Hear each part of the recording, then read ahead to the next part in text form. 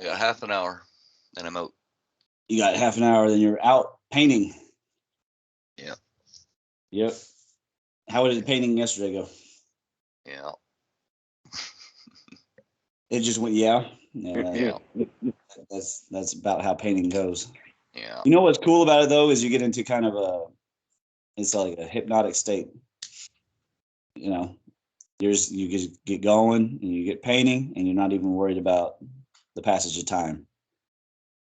Yeah, and you don't realise you've gone snowblind as well till your eyes start streaming and you can't see anything. And, Right. And your arm is cramped up and everything. No, I don't have no problem with cramping up arms or anything like that, but it's just monotonous. You got to have Indeed it tunes. is. Indeed it is. So let's see. What do we want to get into today? Actually, Lots of things I'm not going to become share my monotonous screen yet. so I'm going to do fast. some financial stuff. What you guys want to talk about?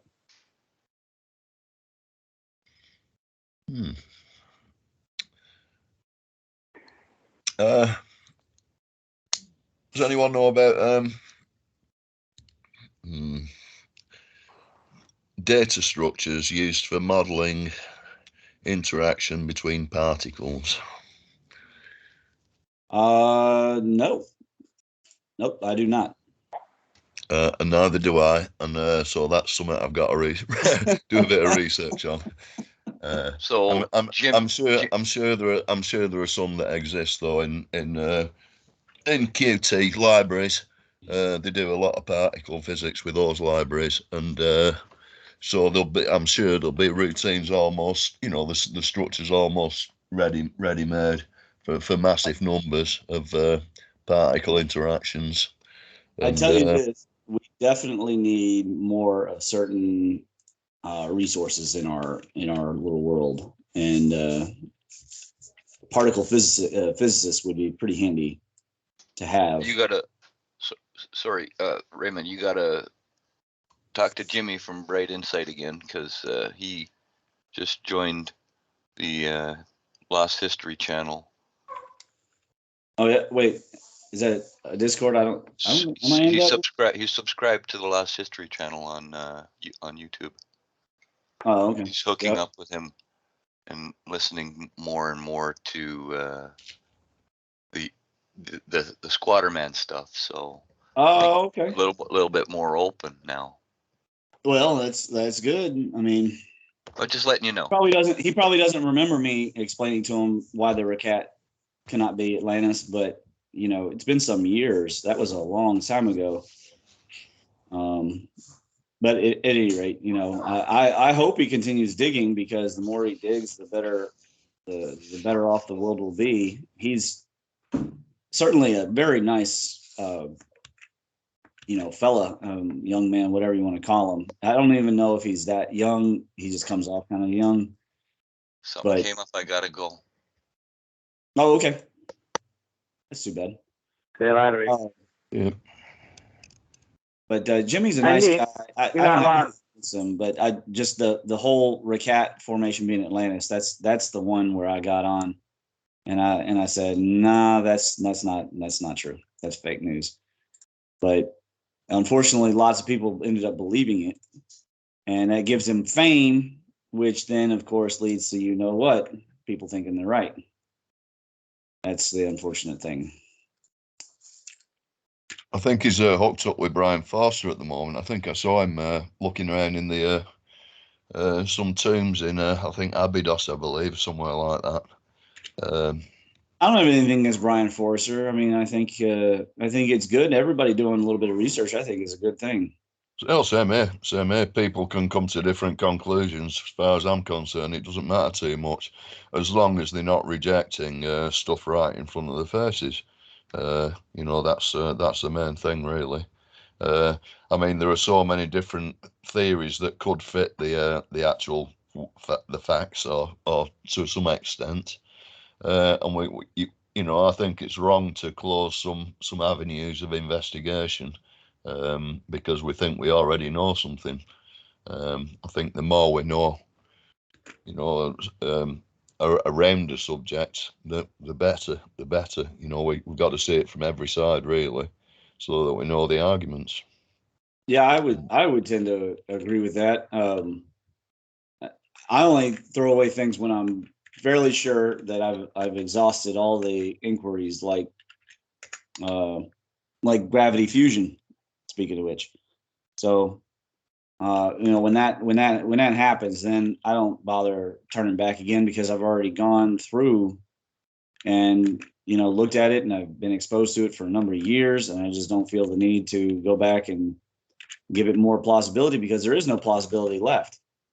It's sort of like that relationship is over. I was raised believing that, and it was convenient at the time because I didn't need to question it. And now, you know, I mean, it just doesn't do anything for me or for the world, for that matter. So, I mean, how many billions of dollars have been wasted on that gravity fusion chart with, you know, the particle bounces to here and goes to here and goes to here and goes to here, and out pops fusion.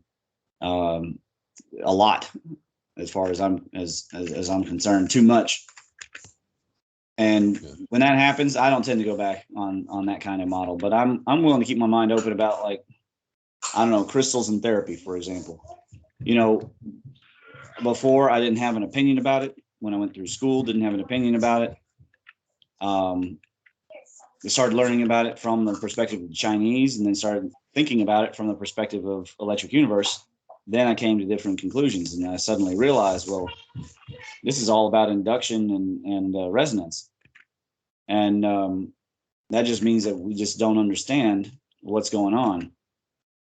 So anyways, that's my opinion. That's a good point. No, that's a good point. Yeah. It is. I mean, fundamental assumptions are actually the root of the root of a lot of problems, and I think Robert Ashcroft's onto having a look at these fundamental assumptions. Now I believe I saw a little something in the Electric Pulse which was defining how an atom interacts, or maybe even how an electron interacts with other particles, I believe. So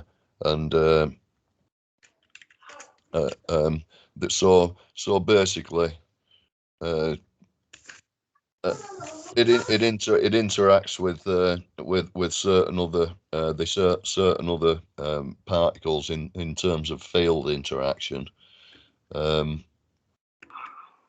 But there's also these other interactions that aren't really modelled, and I mean something that could be modelled is maybe Walt Thornhill's idea of gravity.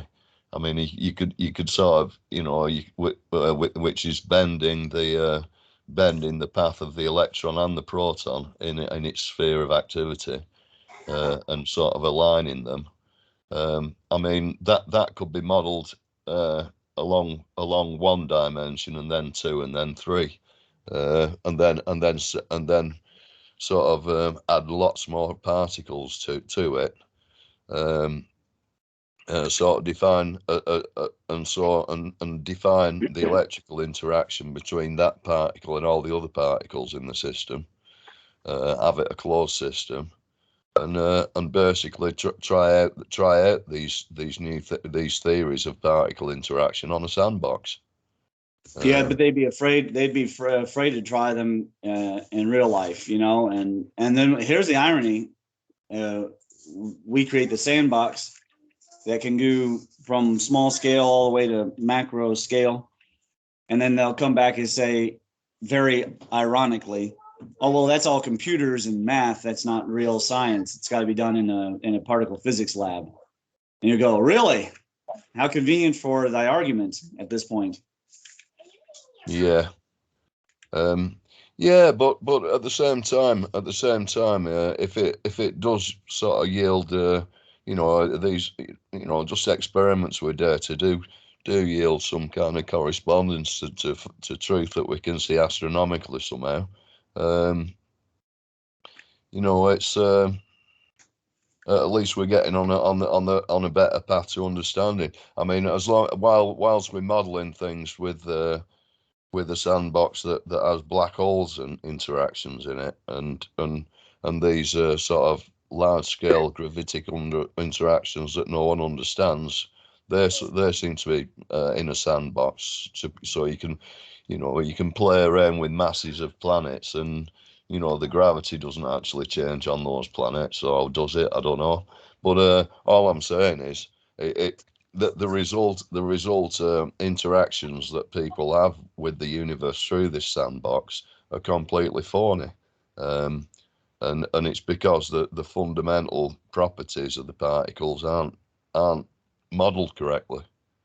Well, I mean, I would tend to agree with that. If they were modeled correctly, they would have produced nuclear fusion with lasers by now, right? I mean, they had all the ability to create all the pressure that they needed, and then they could pump as much electricity in. They had all the funding. They just couldn't make it actually work because that complex, chart. I'm sure you guys know what I'm talking about. It has like 100 steps as to how fusion occurs. It's a very fancy way of going about explaining the process, but it just doesn't work out no matter what. And I find it a little bit hilarious, but I don't know. I mean, I think we do need the software for lots of reasons.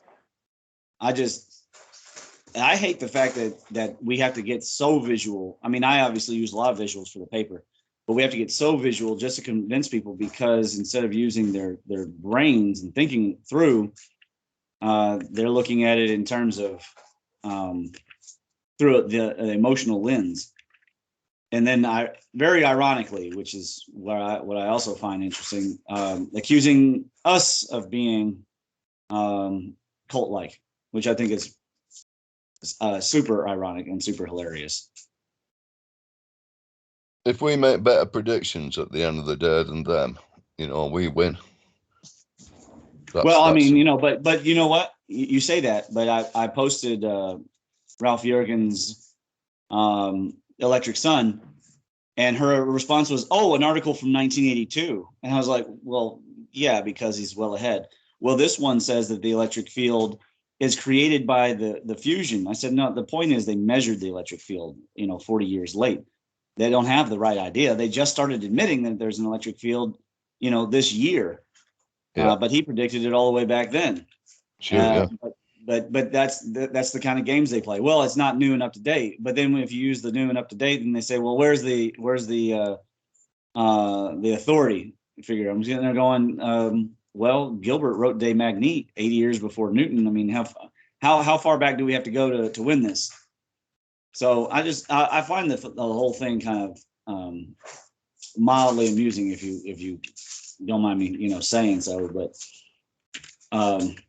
anyhow, it is massively, and also, I mean, I'm very suspicious of simulation. You can end up almost living a life in a simulated world almost. You can become obsessed with the simulation rather than the real thing. But I mean, we know these systems are scalable. We know they're scalable. Right from macro down to micro, and and expressing some this system in a kind of a feedback loop. Maybe some fractal relationships will start sort of standing out. Who knows?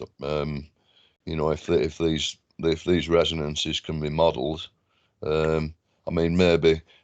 I mean, something I'd quite like to do is start off with that very simple planetary model, and try and express the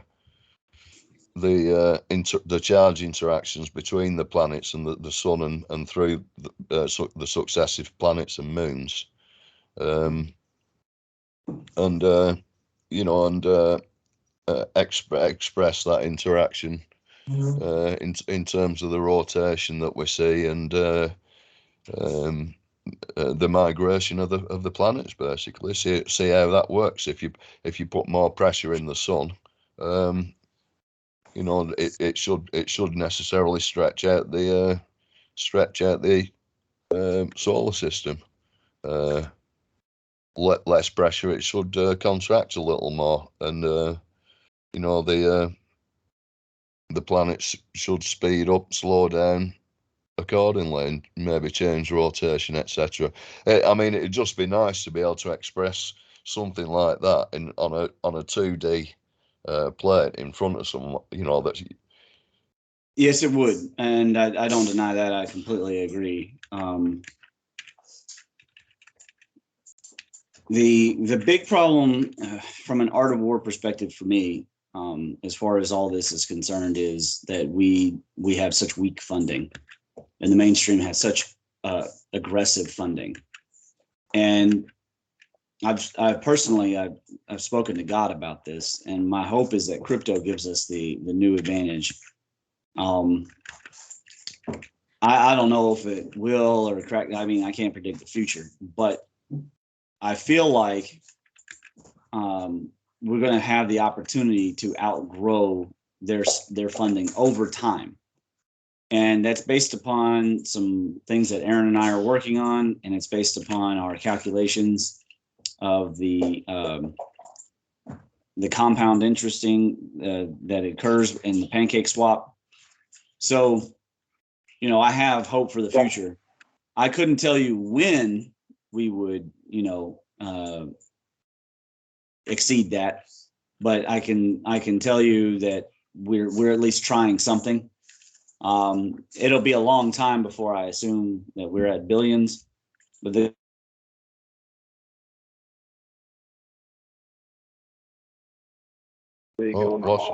lost you, Ramon. They lost him there.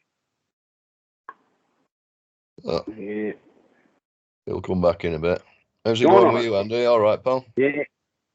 Yeah, good, mate. Hey, that site, Simology, I couldn't get it. It kept coming up with other sort of crap, but nothing to do with Sim. I wouldn't find anything other than breaking down the word. When you said CYMOLOGY, have I got that right, Nick? Yeah. I'll just have a look on. I'll have a look online. All right. With .com, wasn't it? Yeah. I said no site, and then when I put Chimology in, it just Chimology. Chimology. Oh. Which one of there, Nick? Bing isn't yielding anything for me. It's just giving me Scientology crap. Yeah, so that's what I got. Bing don't like him. Maybe he's getting closed down. I'll just try him on Brave. I tried it on. Yeah, I tried it on Google. Didn't work on Google. Well, I'll send him a text if he's getting.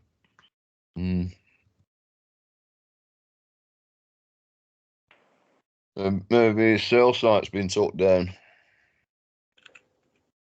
Maybe. Numerology.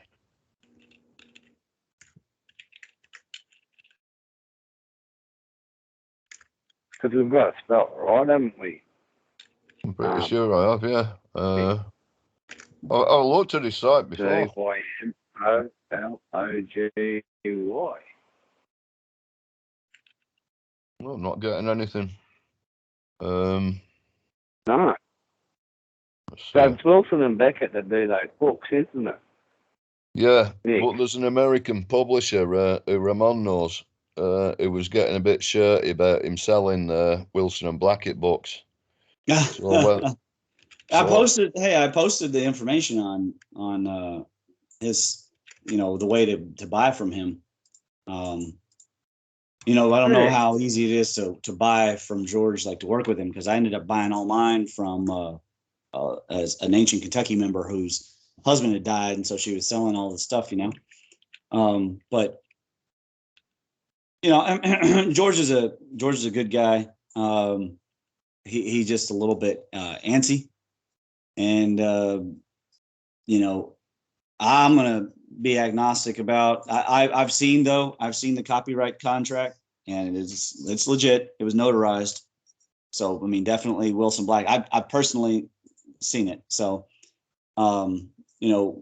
Wilson Blackett, love their research. Not so big a fan of their ethics, and it is what it is inside the community. People know, but they're also very old, And the one I've heard they're alcoholic. So. And the one you were talking about, yeah, they are. But the one you were talking about, Nick, was Moses in the hieroglyphs. Yeah. Yes, but he's selling That's one of the everything. books. He's selling all his books through that website. Now, if Wilson and Blackett have already promised the rights to this friend of Ramon's, Yeah. maybe that's the problem. Yeah, I mean, there was some contract agreements. By Grant Berkeley. I'm sorry? Moses in the hieroglyphs. And so I've got here Goodreads, Moses in the hieroglyphs by Grant Berkeley. Yeah, Grant Berkeley is just a euphemism for Wilson and Blackett. Yep. Yep, found it. They were apparently getting paranoid that the mainstream was after them. George knew them for a while. It's not like he, was able to just walk up and he knew them for a while. And then they agreed to sell to him. I guess they were done with it and they needed money or whatever. And then I don't know if they forgot. I don't know what you want to say, but they ended up selling it again, which you can't do, to Mr. Broadstock. And then George called him out, and and then he's taking it personal with Ross. So I had George on the phone with a lawyer, and it's just a difficult situation to prove. And you have international contract law. There's not much money in it.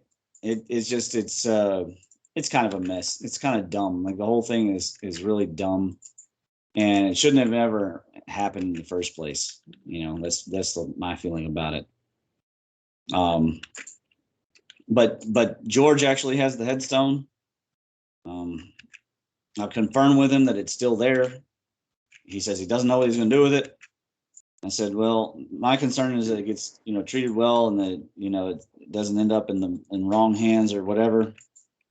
But I never press him to try and sell it all to me. I just tell him, look, we need to make sure things are taken care of, to protect it. His daughters are not interested in this stuff in a wink, right? So what's going to happen with this archaeological material? It's such a mess. It just kind of caps off the whole Arthur conspiracy, and it's sad, but there have been plenty of empires that died in obscurity. So. Oh, here we are, Andy. Kimroglyphics.com it is. Got there, Nick? Kimroglyphics.com. So what's it called? Kim. Kimroglyphics. How do you spell it? CYMROG. CYMORG. No, ROG. CYMROG. LY. Yep. PHICS. Kimroglyphics.com. Kimro. Yep. Yeah. Got that. I'll have it's basically a bookshop. So what is it? Yeah, he's still selling Wilson and Blackett. 34 quid. So maybe they're going to war in the courts. Yeah, well, the one I The one I said on here, I'll just have to check, is on Goodreads. Oh, yeah, but that doesn't mean it's for sale, does it? Yeah. Well, let's have a look here. No, which one was it? Which one was it you were interested in, Andy? I looked up Moses in the hieroglyphics. Right. Right, and well, that's $29.99 on this shop here. That's pretty good price. Yeah, that's not bad. Post a link for that in the. That's right. That's chat. what I. Yeah. Yeah. That's all right.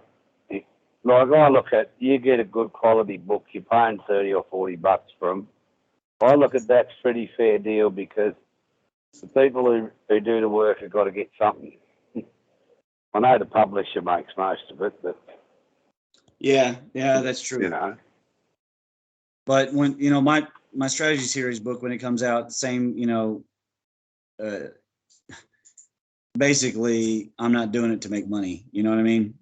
But still, you do want people to get paid for their work if you can. Well, you want people to get something for their work, and money's probably the only thing from our distance you can give them, and then they can go and use that to do more work or whatever they want to do, can't they, everyone? That's the way I always see it.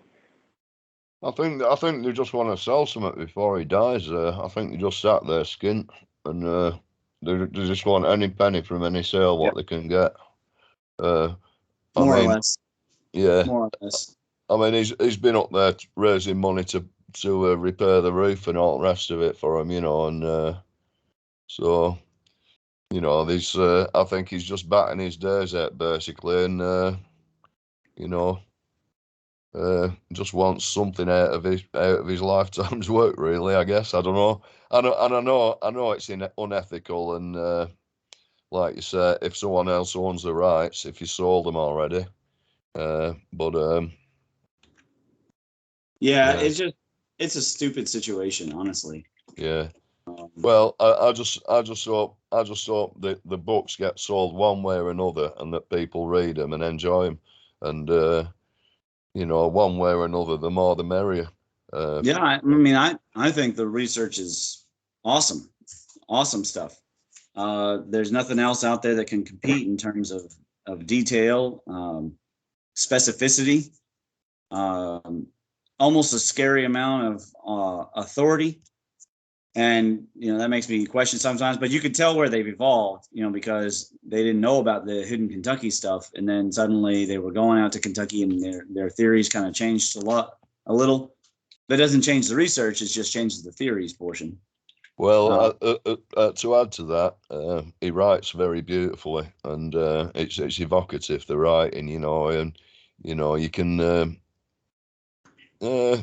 you can almost taste the salt on the breeze on the mountain, that sort of thing. It's it really takes you there as far as I'm concerned. So it's really top work, regardless of its historical accuracy. And I know there is a level of historical accuracy. This other guy that I'm looking at, I'm very interested in his interpretation of it as well, and it's an equally valid interpretation, to be honest. But I haven't read the actual Wilson and Blackett books yet, so I've only seen what they've said on YouTube videos, etc. On video interviews, etc. So I'm looking forward to doing that at some stage.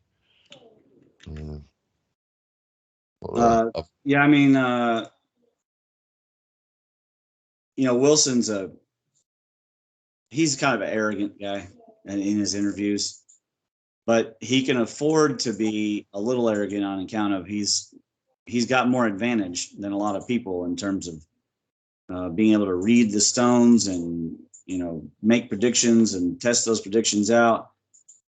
I think he was unfortunate that he was born really too early. If he'd have been born in the internet age maybe a lot would have been different for Wilson and Blackett. Maybe it would have been totally lost her though, you know, the stuff what they found really, because it is being trashed at an alarming rate now, you know. Yeah, that's true. But some of the stuff that's buried wouldn't have been, you know, I mean, there's an entire fort that will not be excavated because the mainstream, they quote protect it, but it's like protected against what? What are you admitting? Oh, well, it's a Roman fort. Well, how do you know that? You didn't excavate it. It's just kind of hilarious, you know. Yeah. But we all know the mainstream. It does that. That's how they roll. It's straw manning and steel manning the whole way. And we're going to win anyways. It's just going to take a lot longer. The more people hold on to old paradigms. I would love it if people would just stop and go, oh, what's this electricity stuff that I'm using all the time? And if I've been lied to about one thing, could I have been lied to about other things? Those are two questions I wish the average person would ask themselves, because then it might lead to some getting some questions answered that, you know, lead to drastically different results, not only for their life but for the world. And if people really want to be the change they see in the world, then why don't they start asking questions that change the current train track that we're on? It was silly to be in a 40-minute argument on Discord about the sun, but it's also not silly, because it really does matter if you see the sun as a big ball of burning gas, or if you see it as it really is.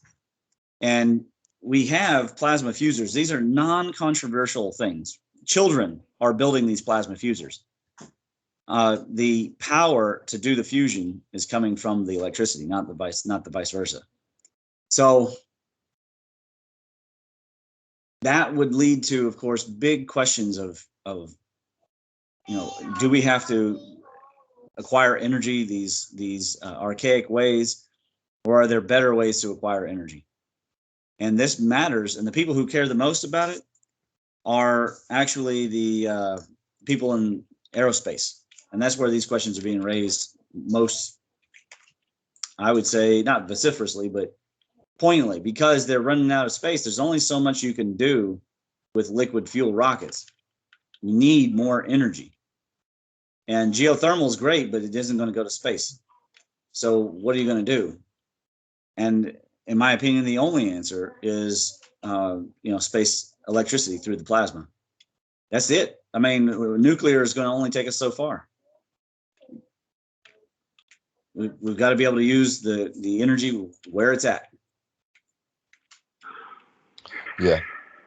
That's got to be harnessed. The existing energy, that's the one. Yeah. And plus, it's just smart. I mean, it's better. It's clearly better. It's sort of like, would you rather carry a 200-pound knapsack full of food or be able to forage? The Native Americans solved that a long time ago. We're the only culture that does it the opposite of how it's been done for thousands of years. I mean, apparently we were just hit by a solar wind that was traveling at something like 900,000 miles per hour. Right. Now, if we could just simply get some kind of sail going, ride on the wind, it's faster than any rocket's going to push us, I suspect. Yeah. If we could, and we're smart about the whole quantum entanglement thing. If we would just learn how to control that. Now, maybe that'd be a bad thing, because we're still in the state of using a lot of things as war and, military contracting first. I tend to think that people will only go so far with that. We tend to imagine people are total monsters if they had the complete ability to. It's sort of like, if I had the ability to throw cars, with the force, would I really, go up and down the road pushing everybody I didn't like off the road? I think that statistically, that's actually pretty rare. That kind of psychosis is really rare. I think so too. Yeah. We shouldn't hold ourselves up for that. Is it quite likely that these major powers will develop a Thunderbolt and then use it once. Yes, but let's be honest.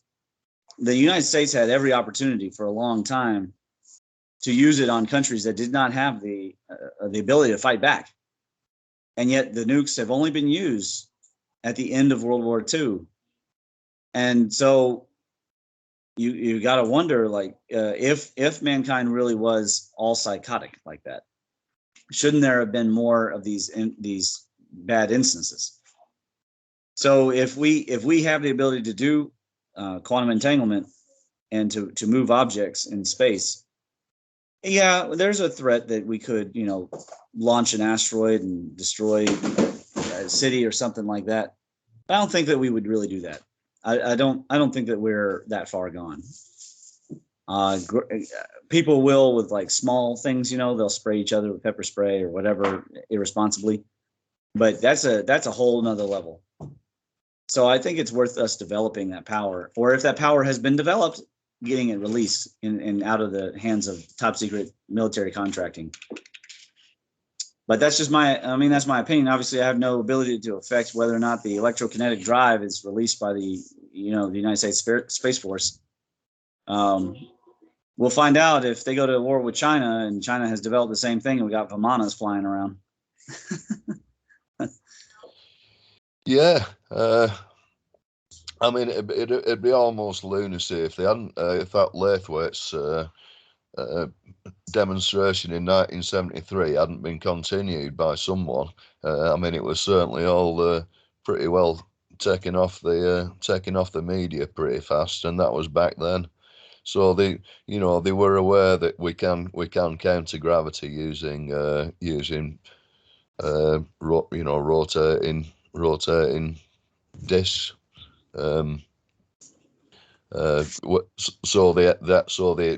Our say 9.8 meters per second is only 1.2 meter per second or something like that, which would mean, I don't know.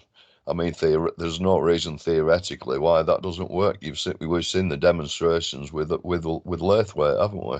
Where you can, an old man can pick up a 70-pound disc without any effort at all. It'd just be insane to think that Lockheed weren't using any of that technology in anything. Yeah, I'd be shocked, and honestly, I'd be a little dismayed because it would be completely foolish not to. That's my opinion. Obviously, I do have a general fear of mankind coming out and developing Thunderbolt generators and asteroid slingshots. However, I think that by the time we develop it, the reality would start to sink in. It's sort of like, the United States and the Soviet Union were definitely enemies, and they were definitely doing a lot of nuclear tests. But then when they found out what happened when they exploded them in air, suddenly they came to an agreement. So, we've got to give a little bit of credit to the ability of people to think. As far as though, how far away are we to having true green energy? That's one of my big concerns as far as the spacer thing goes, because we have plenty of reason to develop true green energy. It just seems like we're invested in these ones that are not. The worst of which, of course, is the wood gas burning. This is tar sands is pretty bad too.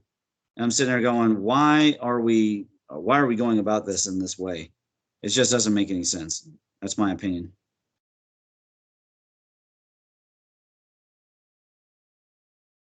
You there? Yeah. We're listening. Well, for example, Wales has enough hydroelectric energy for all its own industry and to be able to export it to other places in Britain. Wales is mountainous. Flood a few valleys, you've got enough energy for a town. And so why, we get pretty big tides up here. We get maybe 10 meter, sometimes maybe 7-8 meter tides, something like that, which is billions of tons of water. that's displaced over like that. You know, that the potential for just grabbing a little of that in energy with a bit of capital investment is massive. Instead, we've got, you know, we're going for these wind farms which are massively destructive, and expensive and not effective. It's funny, they could use wind. I'm glad they're using wind. It's just use a better version, use a better technology. What is up with the giant spinning blades? I don't understand it. It's just not even remotely intelligent. No, it isn't. And they can't recycle them. They're burying these things. It's disappointing. And you try to explain this stuff to people, and it always turns either into a political thing, or they get offended because they already think that they know how the universe works or something like that. And you're going, oh my God, all that matters to me is that we get true green energy. And it needs to be of scale too. It can't be a little bit of trickling of this energy. It has to be massive scale for computational reasons, for housing and heating, for feeding, and for space travel. You know what I mean? Yep. Yeah, we need vast quantities of it, certainly. Yeah. It seems like the use of energy is being regulated massively now, and you know, just energy is becoming very, very expensive for a lot of people. So much that you just can't investigate into new forms, I suppose. It seems like all the market, everyone who comes out with you know, a new hydrogen engine or ways of well, any ways of producing your own energy is just massively frowned on. You know, energy from water, it's just completely kind of stamped out. Yeah, and of course there's money behind that, and who knows, it might be Men in Black. We don't. The problem with that theory or hypothesis is we never get, you know, real photos. They just get stories, and the FBI frequently dresses in black, so it doesn't tell you if there's really a Men in Black or not. I do know the FBI does involve itself in affairs, and I assume it has to do with them controlling Tesla's patents, that kind of thing. But I believe that when nature weakens the power structures, there's only so long that they can hold things back, and then eventually, you know, it'll start to shift. And I think it's already kind of happening because they're building that Tesla tower down there in, what was it, in Texas, I guess it was. And it's all research right now, but eventually this stuff will find a way to get liberated. You know, they won't be able to hold it back forever. But the unfortunate thing is that the longer the spacer movement gets delayed because of energy levels and access to true green energies and better storage, non-lithium, the longer that happens, the greater the chance of having a Category 7 or Category 8 catastrophe. And that's just the truth. And right now, we're already barreling down the possibility of a Category 7 right now. People don't even realize La Palma is still going on. I mean, you know, it's basically one big super flood away from a Category 7 catastrophe. So, I mean, let's keep praying that the island doesn't get flooded and all the water, all the water tables and the Cumbre Vieja fill up. But again, government could have done something about it. For years they've known, but they haven't done anything. Which it seems to be the human way. Not to get like political or negative. But you know, if there is one massive rain and that thing fills up and then it superheats, we could have a Category 7 catastrophe. And of course, you know, things being resonant it doesn't mean then that the Category 8 catastrophe would not happen again for 10,000 years. That's not how that works. It could happen the next day or the next year or the next century. We're well overdue for a VEI 7. Go ahead. Yeah, once it all starts, and it all starts vibrating away, and then until it disperses that energy, it will keep coming. Yeah, that's quite a possibility. You're talking about, of course, the sun inducing some earthquakes or something. Yeah, that too. So, and everything has a balance. Yeah. Well, these things arrive in clusters, don't they? That is true. Yeah. They do tend to come in some kind of resonance. I was just looking at, as you guys remember, I did a MIMS paper with the business and fortune, and then I did an update that may be something to this idea of the data ley lines. Now I was just looking again at the profits figure, and there's definitely a harmonic frequency to the business's flow. And it's well known, of course, boom and bust cycles are well known, but I'm not sure that I've seen anybody figure out this kind of map. So, after another cycle, I'll publish to that. But things do tend to come in. Something about the power of numbers applied with the ether. There is sort of a wave effect and constructive interference. And if the universe has taught us anything with nonlinear dynamics, is that constructive interference, it usually manifests in ways that we don't expect. So we're expecting inflation crash, and we might get something completely different. Well, Ramon, if you have a look at that, so in America recently there was the concert where the people got crushed through the crowd started that movement 100%. Forward business. And I turned around and I said to the missus and that, I said, you only need in that crowd a small percentage of people to start rocking forward, and then the rest will gradually start doing it. For some reason, that's what happens. Right. And they just start moving forward, and they've lost. It's like they're a zombie. I said, so if you're ever in a crowd, while they're rocking sideways, that's all right. But once they start rocking forward, get out of the way. Their move. And that's similar sort of thing, isn't it? It becomes the ether, and no one knows why they're doing it. And the only way you can really stop it is through some sort of like a big bang type thing that takes their attention, that all of a sudden saps their attention back to themselves. Yeah, it's that pendulum idea again, Andy. It's the idea of that pendulum. That these are entities that manifest, and that maybe they start off as a force for good, and by the time they reach their extreme end, they change in polarity and become a bad thing, and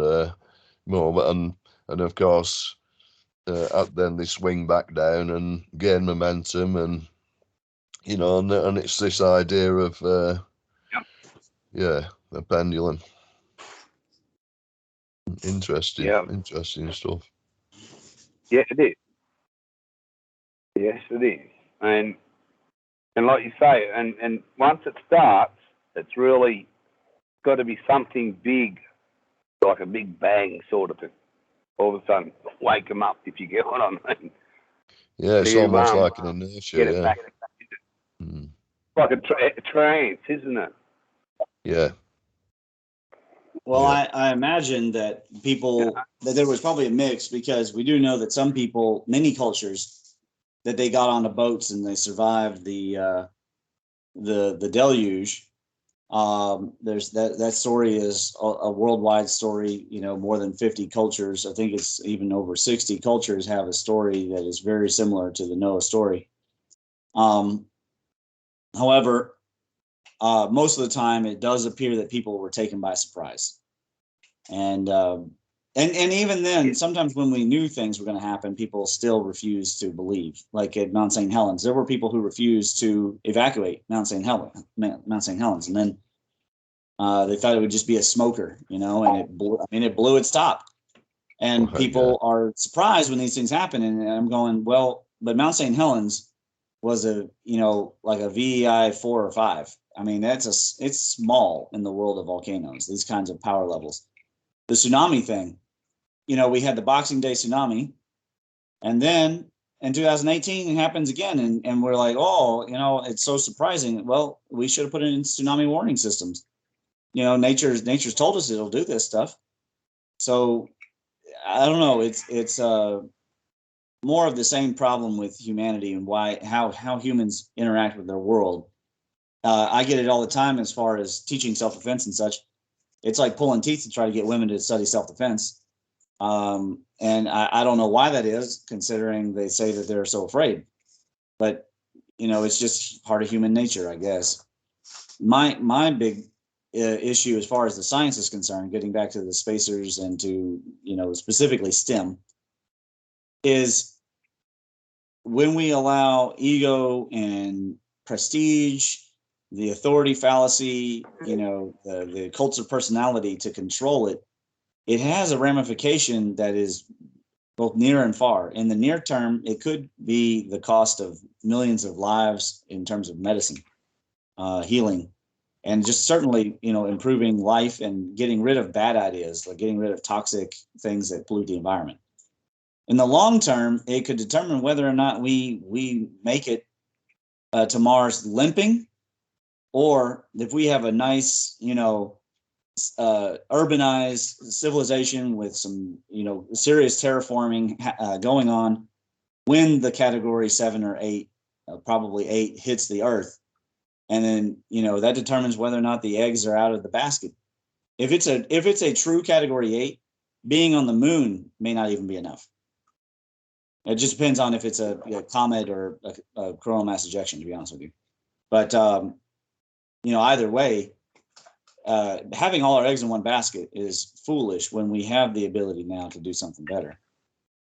But we're just not taking it really seriously. The only guy taking it seriously is kind of half doing it because he doesn't want to be around people. And that's Elon Musk. He wants to escape the AI, from what I can tell.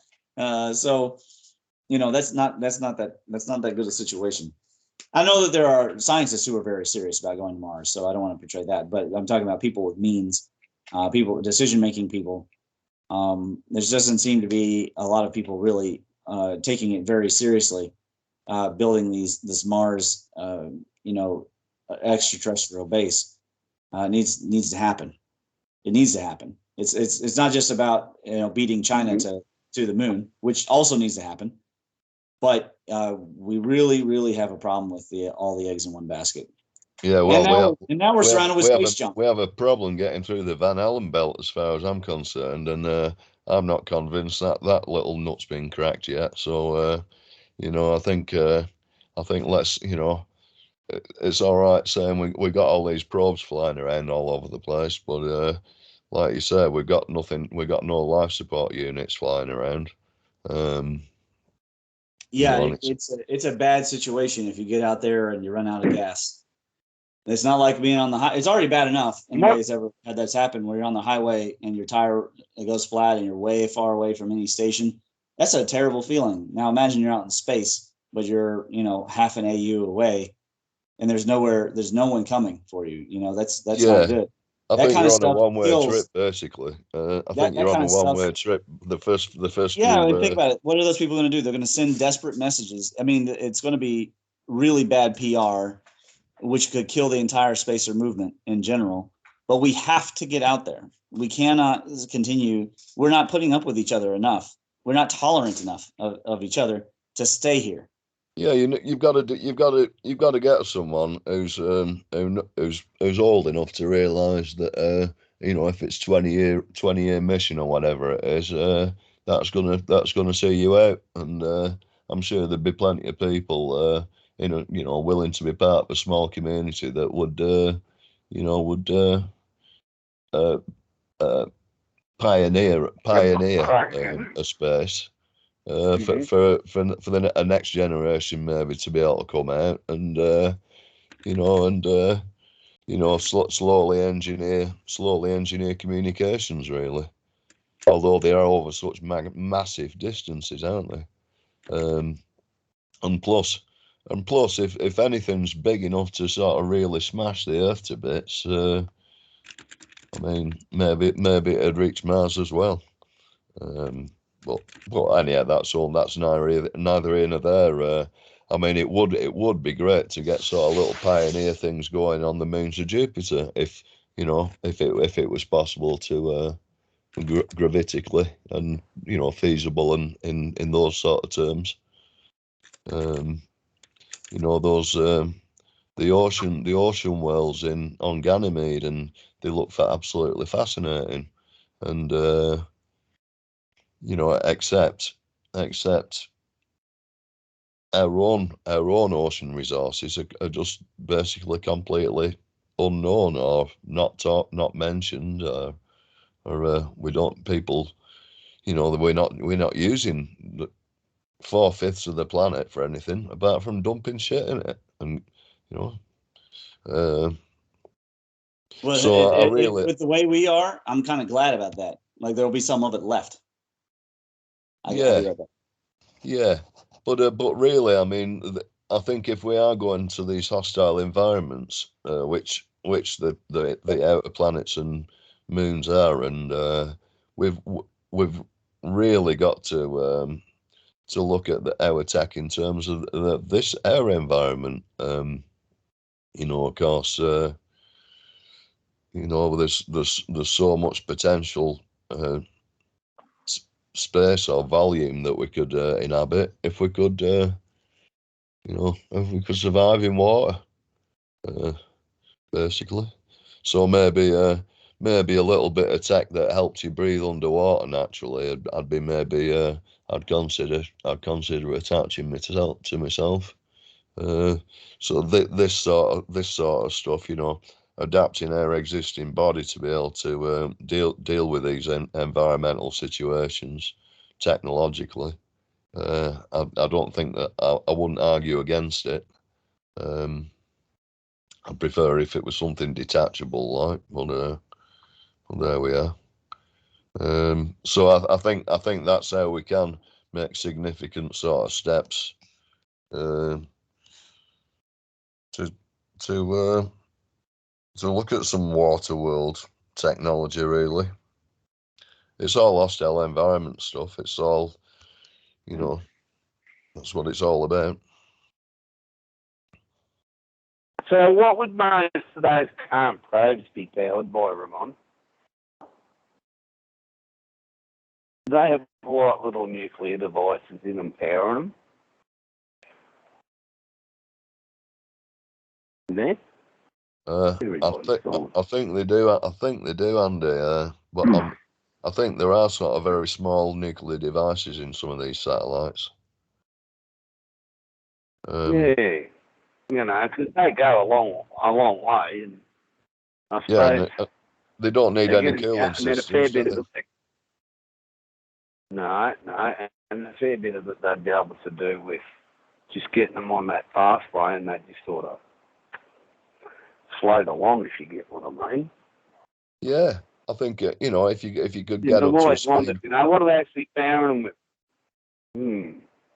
Yeah, what's actually keeping those little voyages going?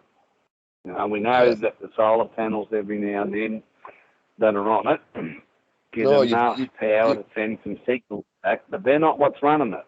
No, you've just got a very small nuclear reactor which is just kicking out particles out the back of it, one every split second, and that is enough to just keep accelerating it, and so a little lump of uranium will probably be able to fuel it for 100 years, Yeah. So I think that's the sort of thing that they're looking at. Because the biggest thing I see when you go in, like say outside that Van Allen belt, the biggest thing I see will be the problem will be the different frequencies and how they affect your cell structures. Massively, yeah. And not only that now. It seems like space is it's getting completely full of junk, and that's traveling around at like 30,000 miles an hour or something. I don't know what. And just running into a little piece of that, and bang goes your spaceship. Well, I've seen an article going back a few years ago where they're talking if one of those hits the equivalent of a nut, it could destroy it. Yeah. I mean, they're going that fast. And what makes everything keep moving at that speed?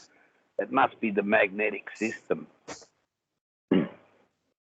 It must be the magnetic system that keeps it all moving. Because you'd think, well, it would just sort of stop and just sort of sit there because it's meant to be very little there. What keeps you moving? And then it would have to be the magnetics from the planet. So if you got close enough to another planet, I suppose you could use its magnetics to bring you in. Well, they do. They do that slingshotting, don't they?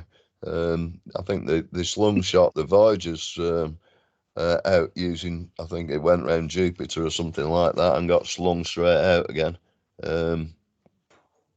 So they have been using this slingshot. You know what I mean, Nick? What gives you the slingshot? It would have to be something like the magnetics of that planet or object for it to go around and get the power to go flick, which if it is that means then that they technically agree everything's electric. Yeah, I mean, I think that's obvious. Sometimes you ever meet somebody who argues something and then they start realizing that they're wrong, and so then they just keep arguing, and then they get real quiet. They don't want to talk about it anymore. Yeah. And what that tells me is that they've realized I'm being ridiculous. I'm arguing for the sake of arguing.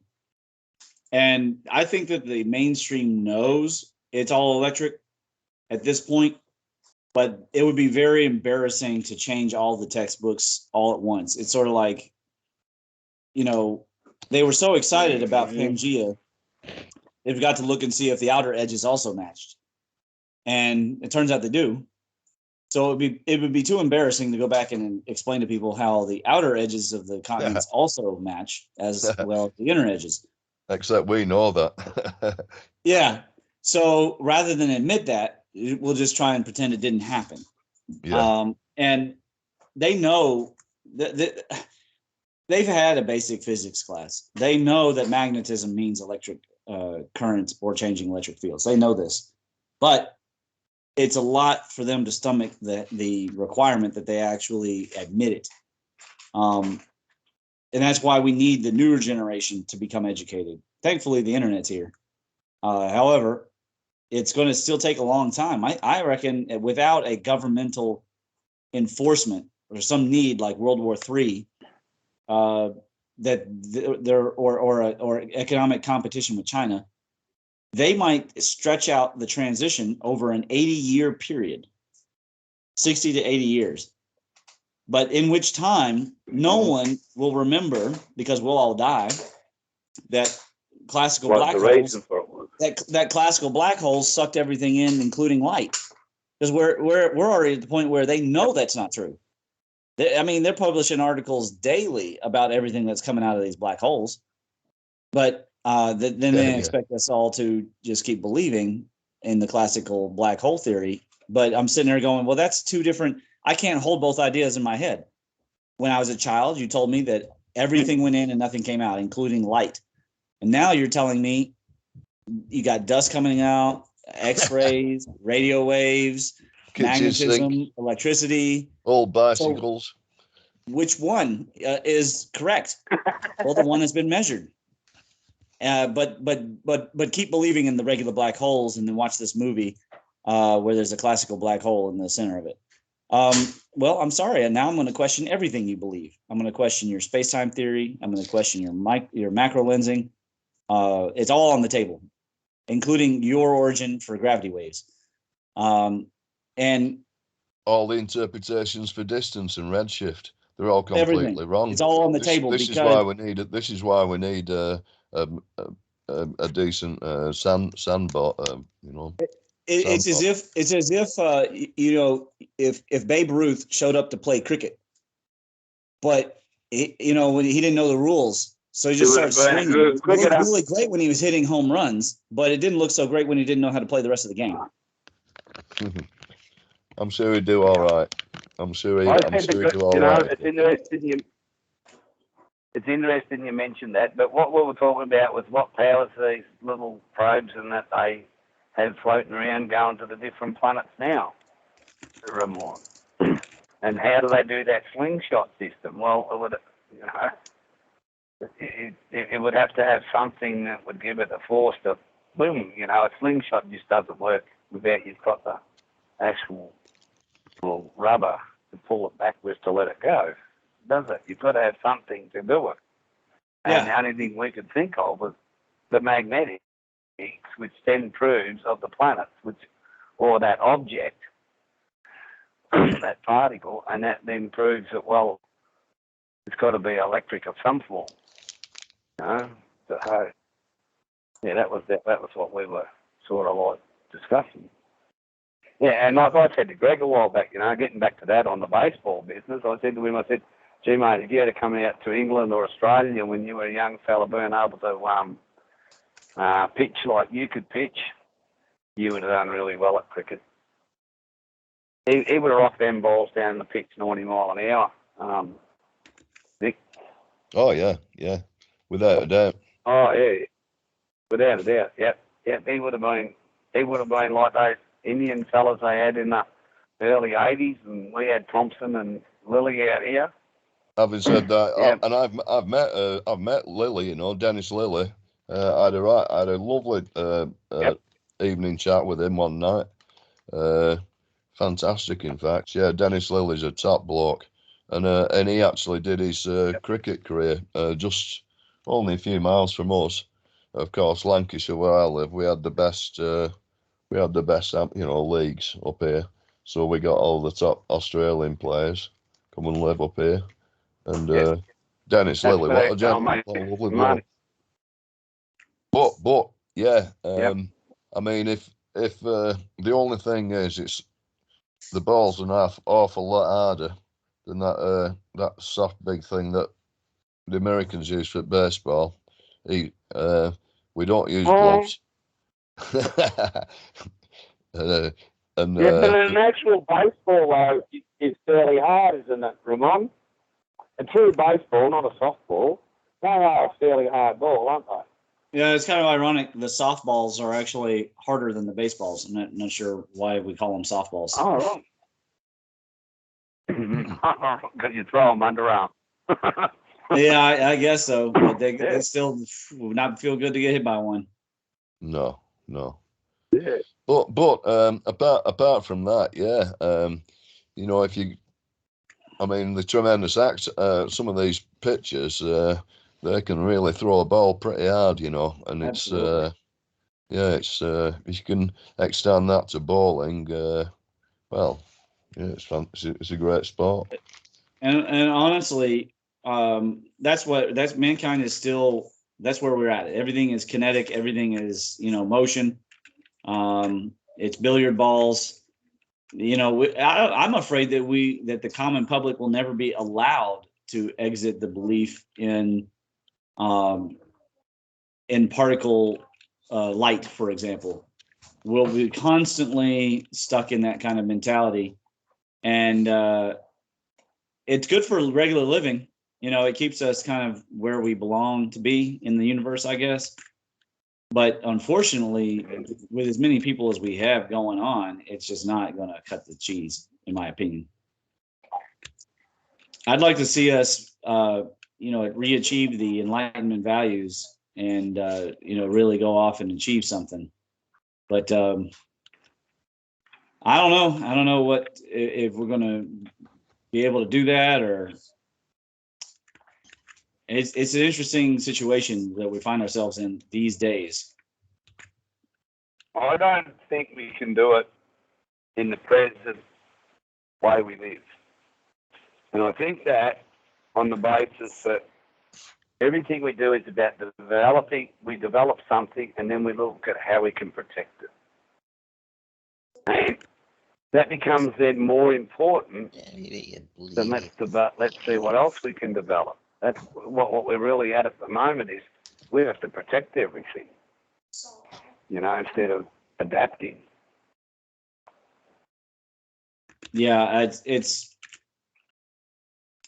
definitely think that we painted ourselves into a pretty pickle. I suppose if we look at the sort of the uptake of the Thunderbolts project over the last 5-6 years, gives us an indication of the number of people who are kind of interested in, in our sorts of physics and our inquiries, and it doesn't really appear to be growing massively. No, not massively. It grows, but not massively. Yeah. So I think just chipping away, and because information's still it's still coming out, it's still. Oh yeah, it goes forward. It goes forward. I watched the approach to gravity, Wal Thornhill's approach to gravity, and there was also another guy on Thunderbolts who I really enjoyed, and he was a particle physicist, and he was basically saying that the Wal Thornhill's view of gravity would work in a particle physics from a particle physics point of view. It would change the shape of the atom. Quite certainly. So that there is a wealth of information in there that we can sort of extend and inquire into, and looking at electricity, looking at gravity from this atomic point of view. Again, a sandbox, and then if that's explained really well in the code, how it's all derived, how the thing's derived, and you can change that derivation and therefore the features of things. The way I would like to design it is where the equations go into a database, and the all the constants, the assumptions go into a related database. This is because I think like spreadsheets. And then the engine just pulls from there. And then we see how the universe, and you make discoveries and little changes, and you go and you see. And I'm of the presumption that it would end up disproving almost certainly that the current stuff is quote working, using their own models. So it'd be neat to have both. Exactly, and then maybe we could sort of get some models for what the ether contains and how that interacts. That would be a real big issue, though, is that we don't know. We wouldn't have any anatomy of the ether to know. Hey,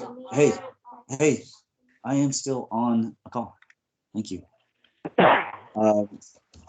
You guys are welcome to go down the hall and argue. My assumption is that we will have a difficulty with getting any sort of internal anatomy to the counter space or the ether, and that's going to present some kind of issue. I mean, I would think. Well, I mean, I think if we can express it in terms of a field for a start, if we can do that, you know, what are its interactions? I mean, it possibly possibly interacts with light, but not with matter, as I understand it. And of course, this is how they expect gravity. Well,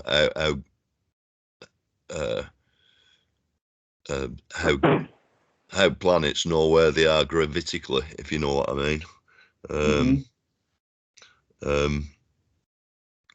It's not just holding in place with the speed of string.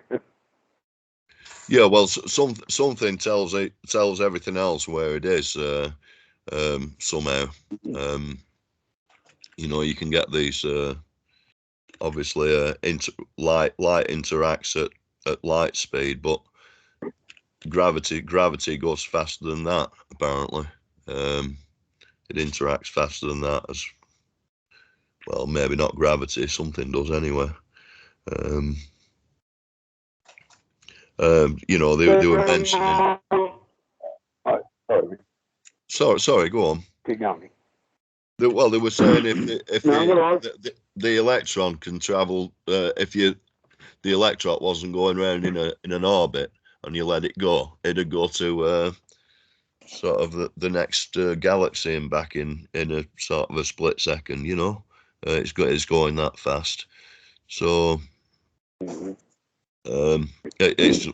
it's just these fundamental things we can only postulate, really, can't we? I'm sure Gareth at See the Patterns got ideas on what the on what the ether is and how it interacts as well. You know, so you know he thinks about these things on a deeper level than me, certainly. Getting him to admit those might be the tough part. Yeah, but you see, the point is, if he was here talking now and Nick asked that, and he had a sort of a view, and to me, you're not held to it, because at the end of the day, it's until you've actually got a way of actually concretely knowing it or using it, whatever, and proving it, I suppose you could say one way or the other. So, well, yeah, that's an interesting view to have, and we'll see if time says that's correct or not. You know, yeah, so I think it's a great way of expressing these relationships. Yeah. Put it on the table, and then over the years, people will play with it, and it'll either, in one way or the other, it will come out with something. And in most cases, like you said before, for nuclear stuff, we are aware that there's only so far we can use it. You know? Yeah. So you've always be careful with so many things. And if it's done and talked and thought about, most times it comes out reasonably well. Well, Robert often talks about Victor Harburger, is it? That Austrian fellow who did all the work with water and the plumes and that, having the logs. And then he went to Texas and went home, and not long after that he passed away. Yeah, the German guy. I'm talking about. Mm-hmm. Sure. Yeah, Scherberger or something like that it was. Yeah. He was actually Austrian. Yeah. So that system, and then you have, and I posted that video the other day, that one I come across with Dan Winters talking about basically the same thing, using that to take one of the hydrogen atoms off of water. What was your, I don't know if you got time to look at any of that, Ramon. What was your view on that? No, I don't think I have had time to look at it. Thank you for the reminder. Post the link again. Apparently, this it was using cavitation, the energy out of cavitation in water droplets. You were getting these absolutely a sun in a water droplet with this explosion, tiny implosion that he was doing with cavitation, and he developed an engine that was using this system. Now Yeah. I'm not sure if it ever worked effectively or not. That's Victor, what's his name, isn't it, you're talking about? Yeah. Right. And then he got to that point where them people got him to go to Texas and they were going to help him develop it further. And then when he got there, I watched the video. I don't know. I think Robert might actually have a couple of his books that were translated the way he speaks. Yeah, now his family is still running his trust, you know. So his family have, I think they've got a museum with all his stuff in it. And one of the sons or grandsons is also building some of his ideas. Yeah. Right. Yeah. Yeah, that's right. You're absolutely right with that. It's come back to me a little bit. That's that. Yeah. Very interesting. Use of vortexes, wasn't it? He was interested in and getting energy out of vortexes. This Dan Winter, right? Him and a couple others, and you hear different ones. So it's a bit like, so the way I understand it, because I only really listened to it, I didn't go through it. So he's talking about your what's the name, numbers and geometry. What is it again? Without looking at it, basically what them paintings and that are done on, where you make the rectangle. Oh, what's the word for it? Bugger when you can't remember what you're going to say. Isn't it? Da Vinci did his paintings using it. What do they call it? Can't remind you, know. But he's saying, I'll think of it. But he's saying basically you get your waves, and now what is it with nuclear? It spreads. Oh, that's right. You've got to concentrate it into your waves into a point. All right. And he was using the and what I'm trying to think of, and that was basically what they were saying they can do it with. And he's talking about you could split an atom off of a hydrogen atom off, all right, and that will say water, and it will soon pick up another one. But his argument was you could split this hydrogen atom off very, very cheaply as regards to the energy required to do it, using this where you had your waves, you know, go into a point at it. So you didn't compress it. He was talking about the compression of the waves, and I'll have to re-watch it. But yeah, so it was interesting what he was saying about that. And I don't know who else is, if any universities or anything are looking at that system he's talking about. Yeah, and Andy, I mean, the reason I like that Schoenberger's work and other people like that is because, so Ramon was saying, we need billions of pounds to design these systems, to design these engines and all this. But do we really? Can't we do it just say in our garden sheds like every, you know, if we've got the, you know, if we've got well. It's not really only about, because you can afford cheap engineering now. You know, if you have 20 years to devote to it yourself, you can buy a lathe and, you know, do a lot of the machining yourself. And Sure. But the problem is you got to make it look a certain way to get it sold, and to get the contracts, and to take it to the next level. And unfortunately, that's where they use credibility. They don't care that Nikola Tesla invented it all in his head and then built it in his his personal lab, which was in his living room. All they care about is does it smell? And this is why that Nikola company is interesting, right? They made $30 billion on the stock market, and they literally had nothing. This truck did not even run. It rolled downhill. That's how bad the fraud was. I read that. Oh, it's unbelievable. $30 billion for that, but we can't get money for proper vertical interferometer experiments in the university. It's just, which is why I'm excited so many engineers did get together. And they spent that money themselves on designing that and building it. 3D printing is going to help a lot, in my opinion.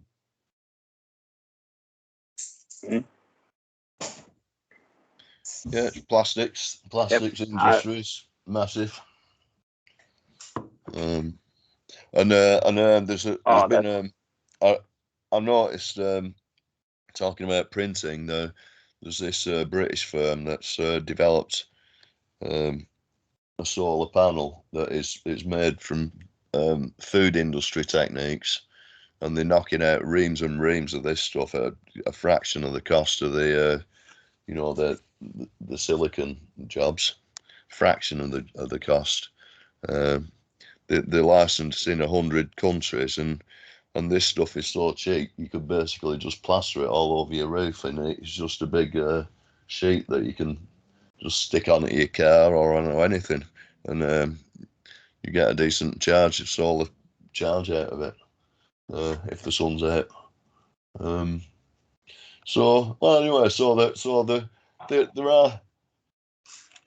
These are all micro technologies that I'm interested in, though, and I think it's a matter of harnessing some of these little things together.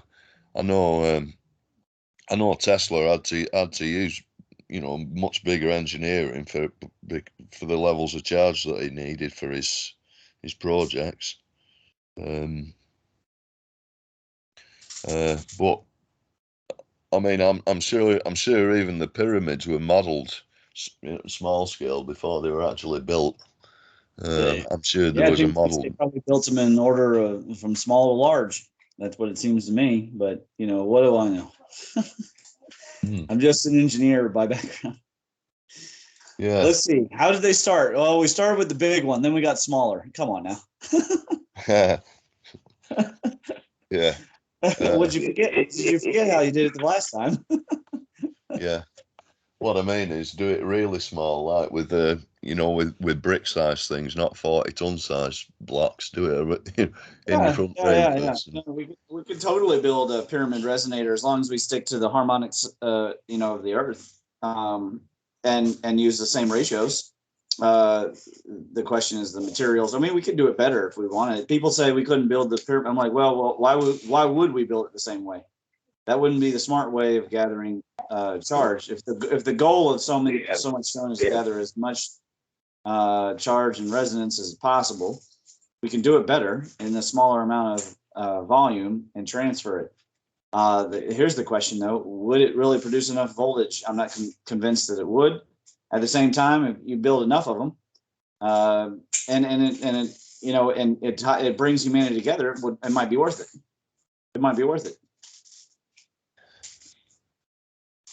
That's right. I mean, maybe they were sensitive to the geodesic currents, and that they could harness the electric currents under our feet. Really, I think maybe something like, and that seemed to happen through water, didn't it? As well, that seems to be what's transmitted most of the current around on the surface of the planet, water. Yeah, I mean, I'd love it if Eric would participate in our groups more. I don't know what he's managed to simulate over there at Rolls-Royce Engineering. He and Chris Dunn keep going over to Egypt. We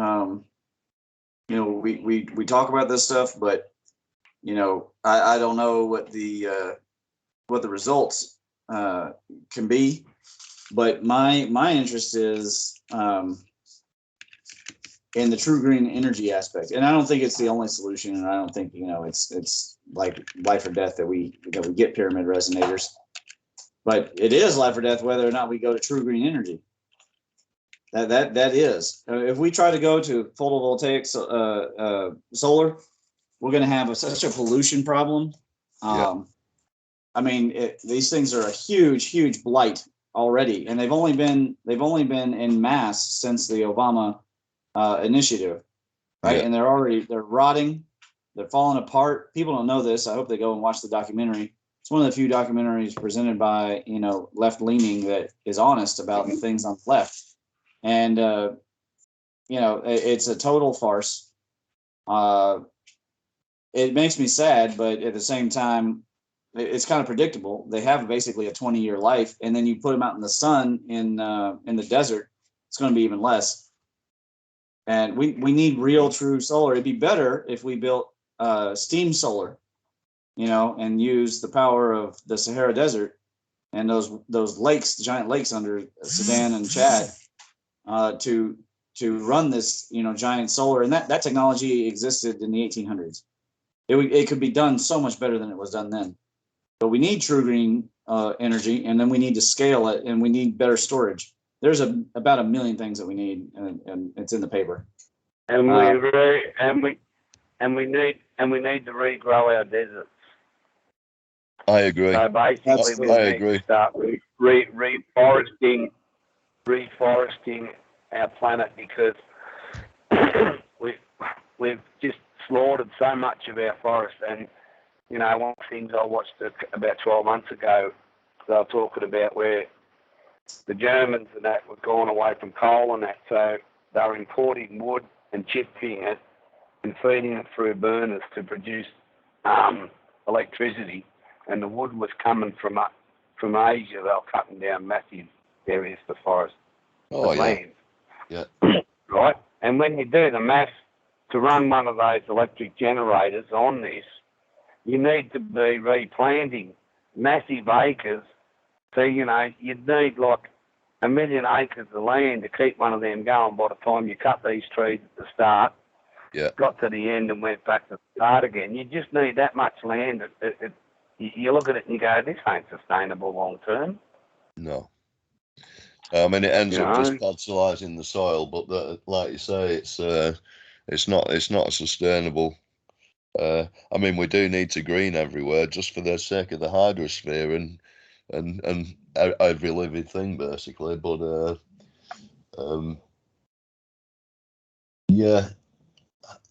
I think. Look how much timber now, Nick. I know from a neighbour years ago. So you have a look, Ramon, say in the States and even here especially, the amount of timber that we use to build housing and buildings with,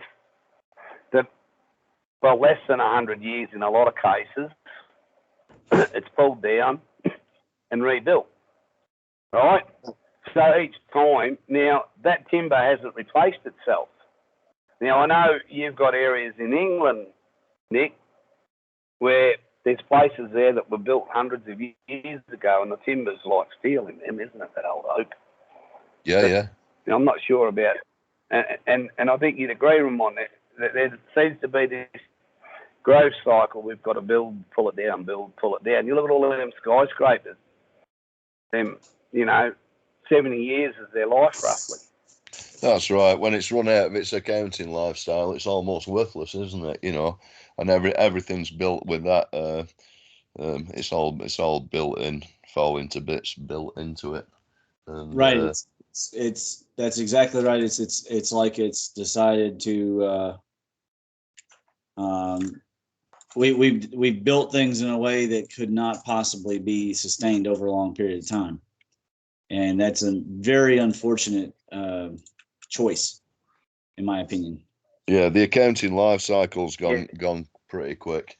I mean, in this part of the country, in Saxon times, say Anglo-Saxon times, or if there were such a thing, people owned what they call rods of woodland, and round here, so you got black rod, oaken rod, Brimrod,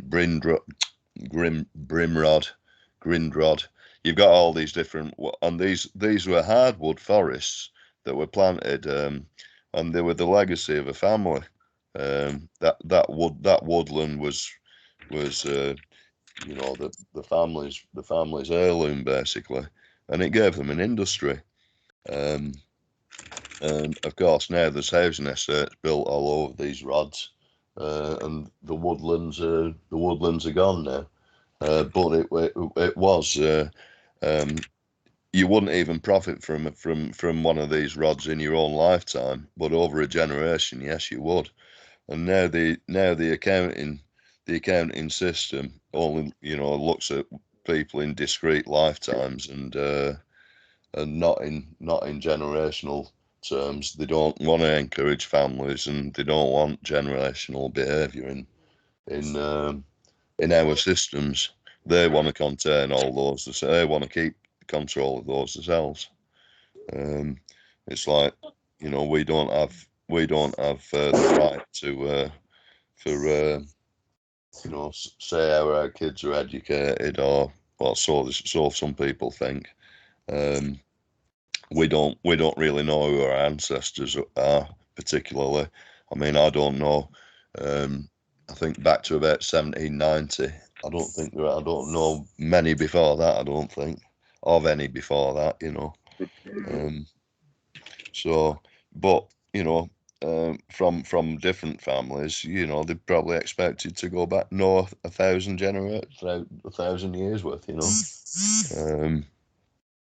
Just normal people don't have access to that sort of that way of thought, those concepts, really, and now like a house it's tied to your ability to pay it. It's simple as that. Well, if you took a £200,000 house around here, dismantled it, but all the material, all the bricks in a pile, and all the wood and everything else, you probably won't have much change for 10 grand, and you can work for that, to pay for that for a lifetime. So that's what happens, and it's all this. Yeah, and when Ramon talks about the pyramid, if they could turn out to be a power resonator, that doesn't necessarily mean today we would build them out of stone. But then if you're going to use concrete, you're probably better off using stone, because that's why all those buildings fall to bits, because 70 years and the steel inside them's lost it's all got cancer and falling to bits, crumbling. Yeah. Well, I mean, that's what I was thinking of before when I was talking about Dan Winter and Dan Winter and the fella from Austria.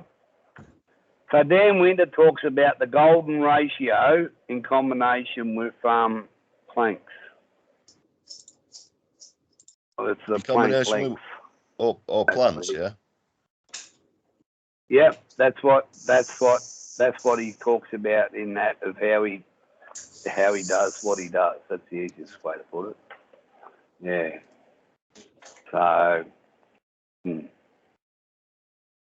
Yeah, it forms a well, it does repeat. It's a repeating pattern, but it forms these highly efficient spiral surfaces that basically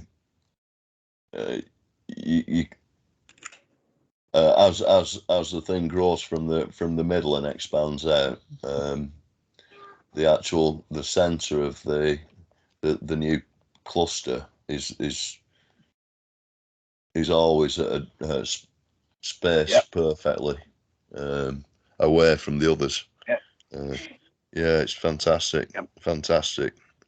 And as it comes in and meets, so they've also got this water treatment system, and they're made in the US. Give us a couple of minutes while you're talking away, and I'll have a look what it was again. Pretty bloody pricey, I'll tell you that, but they have their reasons. Fractal water, and they have this fractal vortex magnetic structure water system. Have you heard of them, Ramon? Nothing's offered to kids. You heard of them, Rick? No, but I'm interested in it. I really am, because I know. All right. Well, type in. do a Say again. Search. Have I heard of what? Fractal water vortex magnetic structure water systems. Have you heard of them? They're actually being built in the US. All right. They're pretty pricey. $2.5 grand. I'll be right back. But they're pretty pricey. Fractal water magnetic. Fractal water vortex magnetic systems. Hang on. Put in fractalwater.com. Fractal. So FRACTAL water.com. Okay. They're pretty bloody pricey. No. Yeah. Well, $2.5 grand each. All right. But it's interesting what they claim. All right. It is interesting what they claim, and they got different things on plants and all of that. And we all know our water that we get through the system to drink now out of our storage systems is often not as good as it could be. Would you agree with that, Nick? No, it's getting increasingly polluted as well. Really is. Yeah, and that's why I've got a brother-in-law. He says, "Nah, the only liquid you can drink now is beer." Yeah, except our breweries get it from the same source as us anyway. So unless you got your own. Yeah, but when it's brewed, it changes all that structure. Yeah, I think it's been. Yeah, I think you're right. I think it has beneficial effects. I certainly love beer. I'm gonna have a load in a bit. He's funny because he had these kidney stones, so he had to go in the hospital and have them knocked out. And the doctor said to him, "Now you've got to make sure you drink plenty of water." He says, "Last time I had a look, beer had a big content of water in it. So I think I'll just drink beer because that's probably better than that water." Yeah, I'd agree with that. Shook his head and looked at him.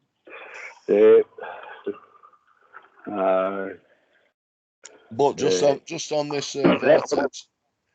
this vortex thing, Andy. It just reminded me today of something that I saw, and it was a picture of two rotating galaxies, and the one that was rotating faster was much brighter. It was emitting a lot more energy, but it was also rotating faster. So I think there's an analog there somehow in a vortex of water going down a tube. I mean, these ions are really accelerated at some point when they're going down there, aren't they? You know, and sort of opposing charges are forced together like in a little Z pinch. I wonder if you could do that at kind of high pressure. You get these. Well, I'll have to have a look into how this implosion's done because they're actually tiny little sphericals of water, and I think they pressurize sonically, and then and it kind of there's a nuclear a fission goes off in the middle of the drop of water, and I think this is what they're looking at harnessing. Well, it's not damn written. What will you see? That system that I just told you about, that fractal water system. So apparently Dan Winter did the design and the mathematics for the for it, right? Which, when you look at it, you've just got to get there and play around with with the golden ratio and the length according to Planck's work, and that's what it's all based on. And then he's got the water like that, and they say, and then when you listen to his, so I posted the link in there for his site on YouTube, and just have a look on that, Nick. Yeah, I'm on it now. And there's some there. Yeah, and like I actually listened to one of them with Greg, right? I said to Greg, I want you to listen to this the other day, and he sort of, when we started into it, he goes, I go, right, go up to the end where he's doing a question and answers. And he goes, oh, shit, this is pretty interesting, this. I said, yeah, you got to sit down and listen to the depths of it, and then you start to understand what he's talking about with the different way everything he considers works. Yeah, and it's interesting. It's interesting that they use copper in a lot of these systems, which is kind of anti-magnetic, isn't it? But in the system that they're selling, it's now stainless steel. Right. Yeah, but what I'm saying is he uses these different materials, some as conductors, some as superconductors. He's using very basic materials to get these sort of. That's right. Yeah. And when Ramon asked the question, a bit over a week ago, is everything mathematical? Well, you'd have to say it's a combination of mathematics and geometry, which is your glyphs and all that, Nick. Yeah. So it can't be just numbers, if you get what I mean. You have to use the numbers to create the structure. That's right. You've got to structure the numbers to express quantities that interact, and and then you've got the properties, and and this is that's the use of it. Maths for me, anyway. Really, that's what I find it interesting for. Yeah. So if you just use the numbers, you're not going to get it. But if you use the numbers to build the structure, then you've got it. Because that's right. Of course, you've got all the lines, the patterns which create the lines and the waves and everything within it. Yeah, look at that, $2,250. Wow. Yeah, I thought, wow. But apparently, it's the magnets that are worth the money. Fucking hell. I'd be looking at all microwave for some of those. I really would. I mean, you can get some pretty strong neodymium magnets for, wow. That is must be a powerful magnet it's running that water through. Shit, you'd think they'd use an electromagnet. The magnets will last 30 years. They reckon the magnets will last 30 years. Wow. Right. So you don't have to power that with electricity then? Right. Pardon? So you don't have to power that with electric then? No. But then, what if you just built the vortex bit and didn't do the magnet? Right? What if you even ran the water through carbon? Which would mean, every couple of months you'd have to change whatever your carbon was. Well, if you could run it through an electromagnet, that might. Yeah. Because they're saying those magnets at 30 years will be half the power. And they're saying we expect the magnets to last 30 years. Wow. And then you just change out the magnets, right? Now, that's a pretty good magnet to not be losing, to only lose half its field in 30 years, isn't it? Yeah. Yeah, so I thought, geez, it's pretty fucking priced. I think it's all about sort of reprogramming the polarity of the water molecules. I think that's what the magnetism, it kind of it erases the memory of what the water's been through, which is contained in its structure. It kind of realigns its structure, you know, and this air, that's why it's kind of more energetic and vibrant and lifelike. You know, your body really sucks up the energy in the water. That's you know, the negative ions that your body's drinking in, and it increases the amount in the water. Yes. Yes, and you get a lot of that just from most of it just from the vortex. That's so right. The way you was talking about the magnets from memory was the magnets were just basically splitting the minerals.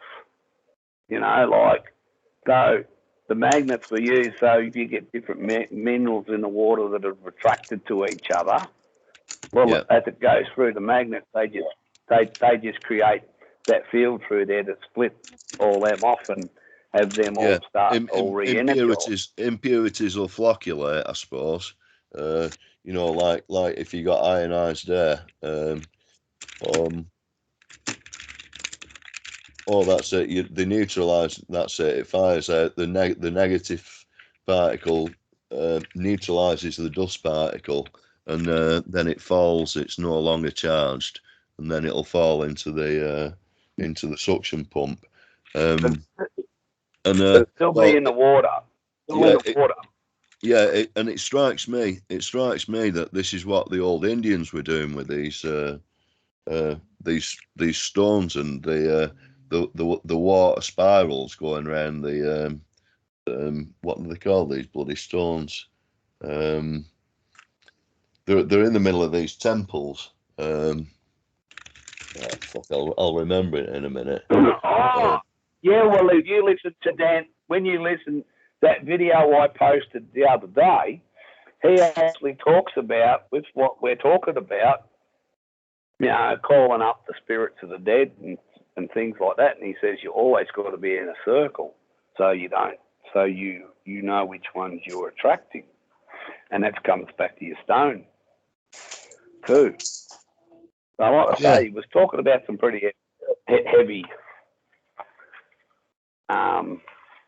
there's this guy Praveen Mohan, and he goes around these Indian temples, and he's trying to analyze the carvings and stuff, and you know the technology what they were using, and he reckons there's something energetic with these where you have a fountain coming out of this bloody big rock, and it lands on a stone, which is they do sacrifice. It bubbles out of the top of this stone anyway, the water, and then it goes around this spiral form, and then it's sort of by the time you've got to it, you're drinking sort of purified holy water, you know. By the time it's gone around this maze, and I think there's probably charged these stones. They're of a particular type of mineral, a very hard mineral, diorite, I think, and I think they might get charged up somehow. You know, I think people have an emotional interface to them as well. You know, they pray next to them and stuff like that. So there's definitely some kind of charge circuit going on. You know, let me see if I can just find it. That's the same thing. Yeah, and that's the same thing, Nick. When you go back to Victor, what's his name? That's wrong saying that. Schauberger. He built that thing treating the sewage, and they had it in the bottom of the ponds, and it would bring water up, and it would do the spiral, and that was how they were treating the sewage. And now it sits beside where it was; it's no longer used, and they put electric pumps in.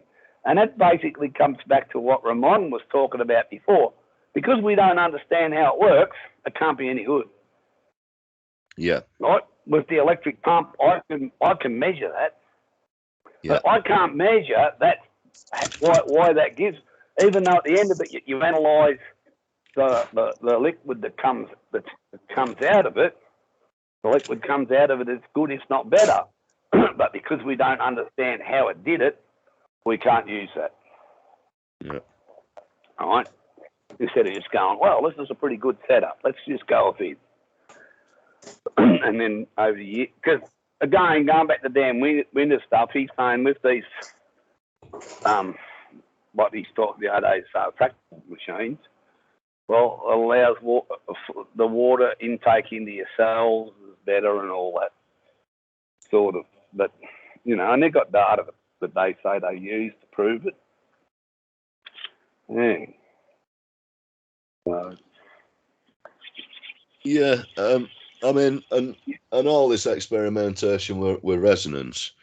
I mean, if you can store an awful lot of charge in a crystalline stone, and you use the Earth's resonance, the Schumann resonance.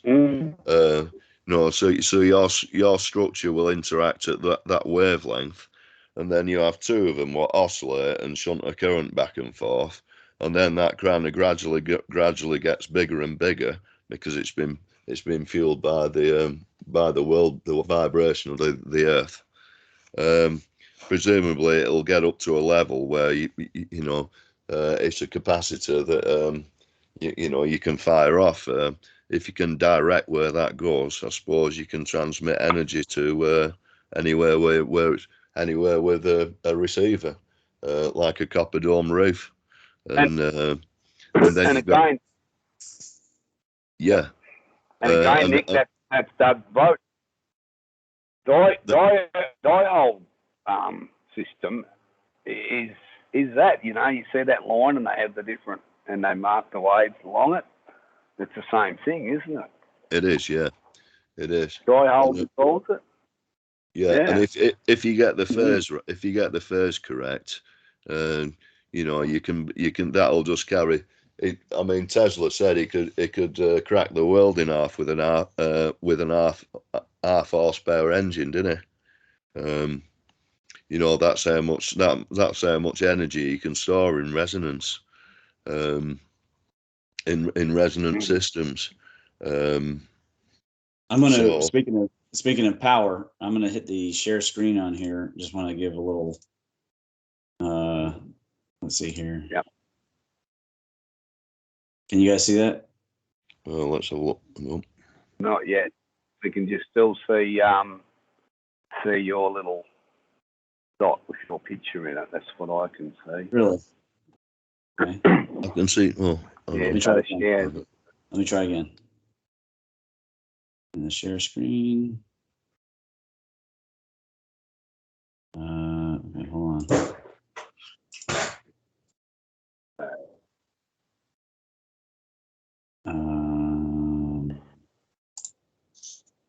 Share screen, window, share. Can you see that? Yeah. Give it a couple of seconds to come up. Just going to. Sure. Did it come up for you yet? No. I'm probably looking in the wrong place. No, it should come up on the screen.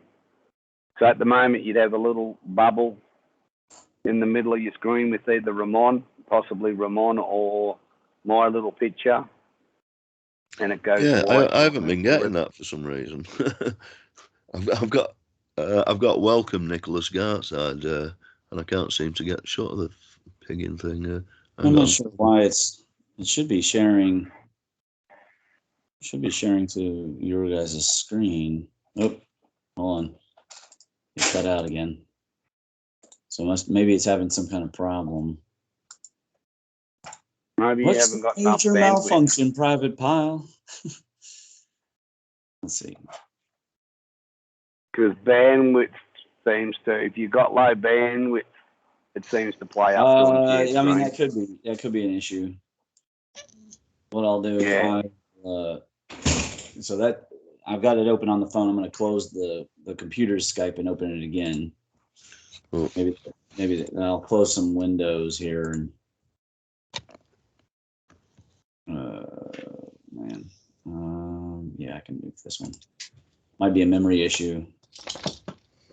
Nuke all that. Bring this back up. On Skype again. Internet is usually an internet issue. It could be.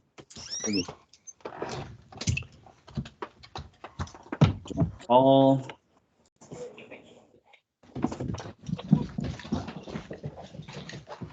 I think the telecommunications companies are offering a real hammer and keeping up with all of this.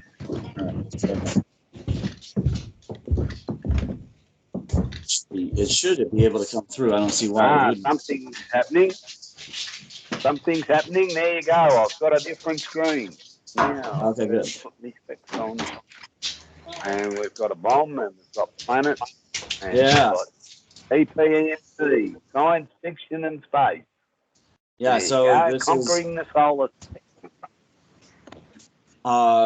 Can you see it, Nick? No, not yet. So I've just had to come down and let my dog out. Well, that's okay. I just wanted to cover this. This came up as I was augmenting the paper yesterday with footnotes in order to come back later and add citations, and decided to include this to hammer upon a point I'd previously made in other papers. About our deep emotional pathologies. And what's interesting is that I did not remember this part of the film. I remember that they in Rogue One, of course, the Death Star blows up Jeddah. So what I was doing was I was typing about our obsession with Venus and how dangerous Venus is, and our continual going back to that motif over and over and over. In fact, it came up again in the Eternals movie. And then when I looked up an animated GIF, lo and behold, look how many motifs are contained in this animated file. You've got the cosmic pole, you've got the crescent sun and the eclipse. You've got the thunderbolt power itself. I mean, it's just remarkable, burned into the cultural DNA. All right. I wish I could. What do you say? The thing disable split view screen mode. I don't want to do that. Now you might get it. Now you might. Join the call. I'll try join the call. Oh yeah, I'm getting something. Yep. It's good. I mean, it's a continual look at the power of the explosion. Returning motif, Look at the power. Oh yeah, and that's just what our memory of I mean, Jeddah is a Mesopotamian. It's even the city itself is even stupa shaped. It's just amazing what sticks around in our civilization stream. Going Sumeria forward. Sorry about that. I had a call in. No, it's all right. So it's just absolutely, mind-boggling that we continue to go forward with these issues, and then Yep. and it informs what we do a lot. In my opinion, I really do. I think that it's a basis for a lot of things. That's of course me.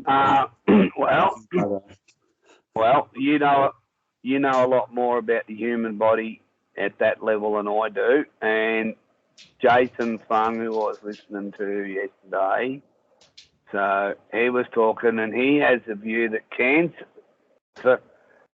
cancers are often created 3 generations prior to showing. You say answers, or you said answers? Cancers. Cancers, right?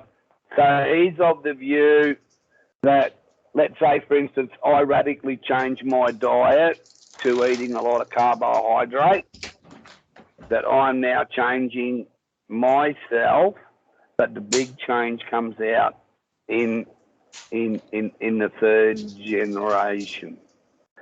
So that changes your structures of your cells and that's when they're more liable. They're more liable then to get cancer than I was. Right? Yeah, that was one of his views.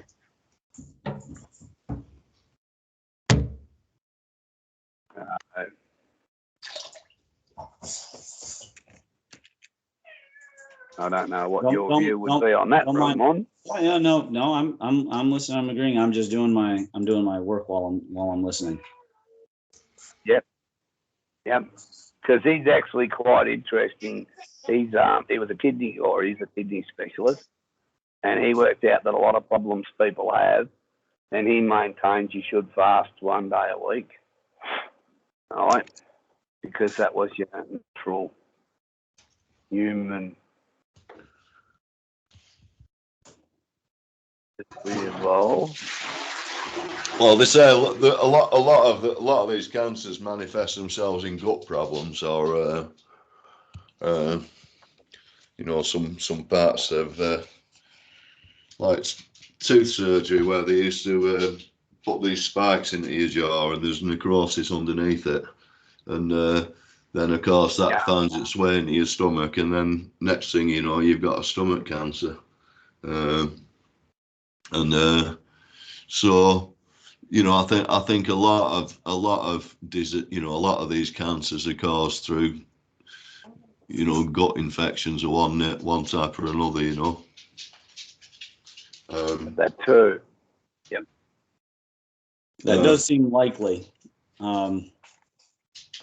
which is of course pretty unfortunate. I'm definitely no fan of cancer, but we can't underestimate the damage being done by bad chemistry too.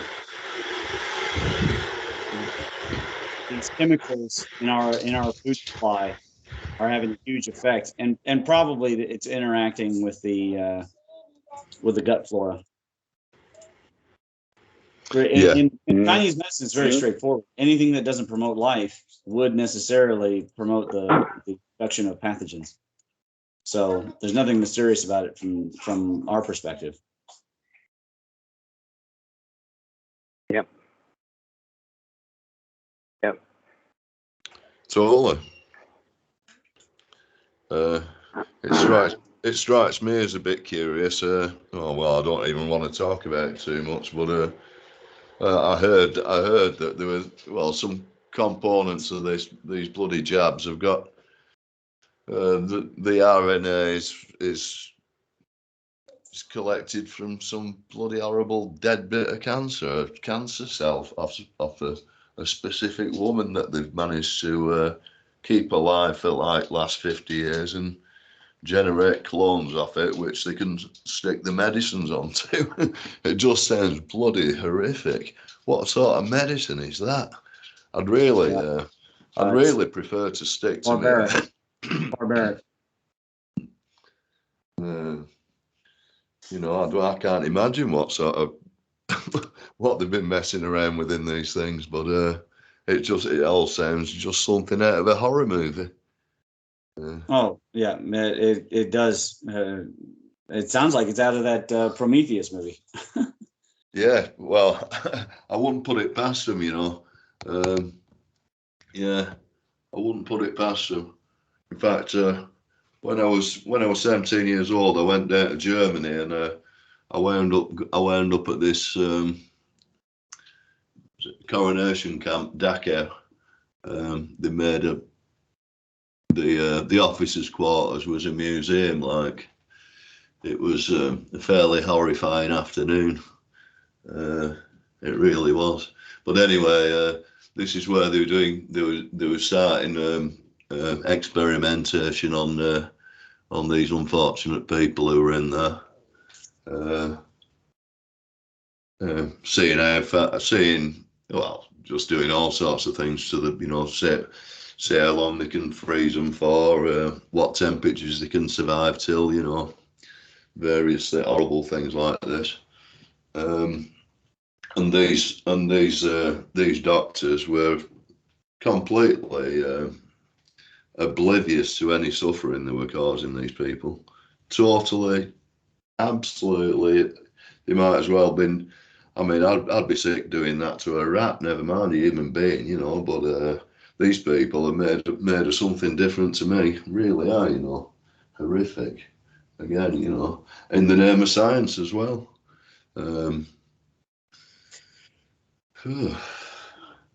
So, but on the other hand, though, you see, my mother's father, he had his elbow blown off in the trenches in the Somme in, I think, 1917 or something like that, and they'd actually his platoon, they'd captured a German officer who was a surgeon, and they got the surgeon back, and he operated on my grandpa, and this is in the trenches, and this surgeon actually stuck his hand back onto his left hand, stuck it back onto his left bicep, because his forearm was just completely smashed, gone, you know,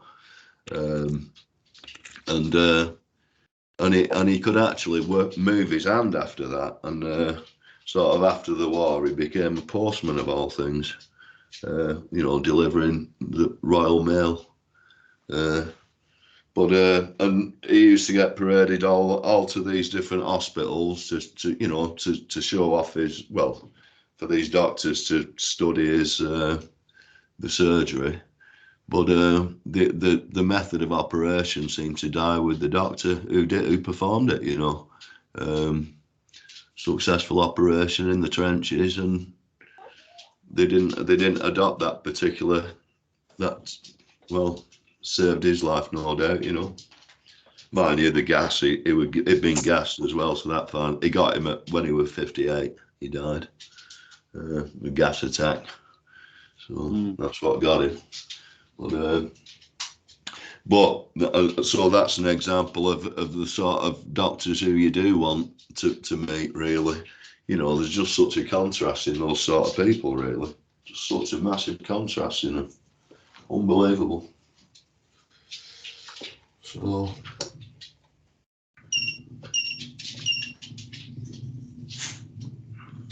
fantastic, really. Well, you see, the other thing too is Nick, back then in those wars, they were experimenting with anything they could, trying to keep people alive. Where under a normal circumstance, you're not allowed to do that.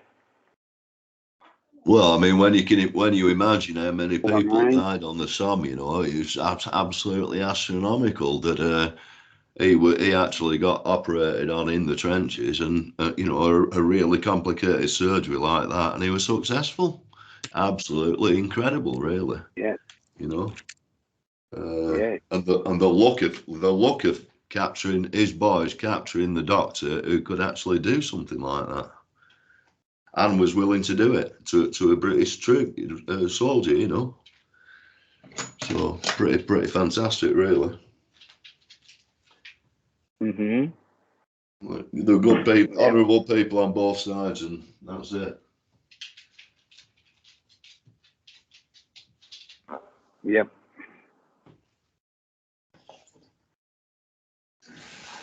So then, like what I say, when you think about the amount of people they lost, but you think about how many people survived, a lot of the injuries too.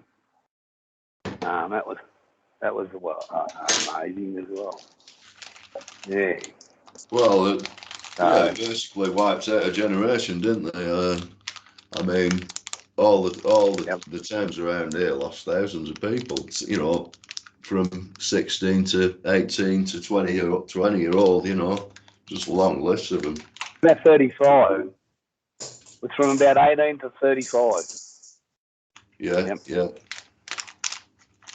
Lost a third of your male population. Mm. Yeah, massive. So they knew what they were doing, you know. I'm sure they were aware that they were sending people in as cannon fodder. You know, these offensives, what they were doing, you know, blasting the place for days and days until it's a complete swamp and all the barbed wires all you know, all over. And then it's rained, and then they decide that when they go over the top, they want them to walk along with the guns above their heads, and don't run, but just walk along with the guns above their heads to keep the mud out of the guns. And of course, when the bombardment stopped and the troops went over, the Germans needed probably about 25-30 seconds to get out from their bunkers where they were dug in deep. Come up, set the machine guns up, and blast a lot of them to bits. And it happened time and time after again. So I think it was just set up as a cult somehow. You know, it was just the murder of massive amounts of young people. Maybe they didn't have anything in the mills for them. Who knows?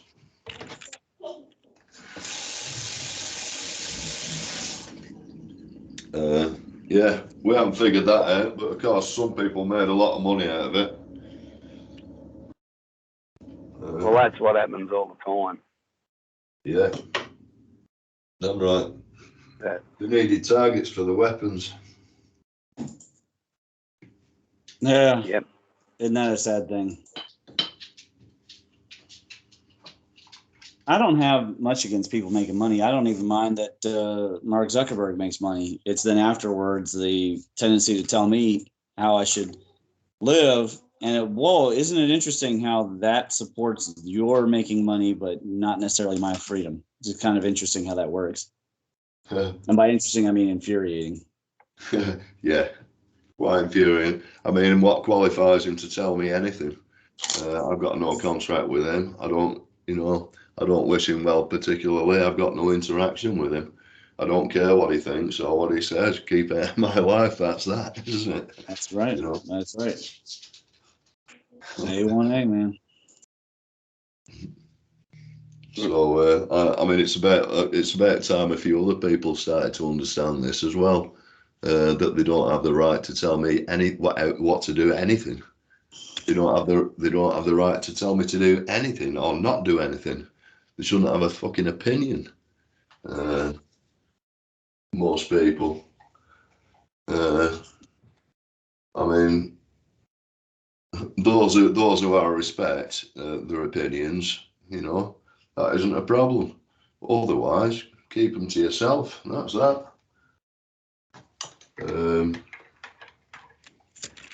People, we should ban smoking, ban electric scooters, ban this, ban that. Not ban your car, not ban your gas guzzling, polluting thing there, but ban everything everyone else has got, but not what you've got. And that's what these, you know, where the mentality comes from. I think the brainwashing's gone wrong with some of these people. You know, they actually believe somehow that they're in the right, or that their opinion has any importance. Yeah, no, I agree.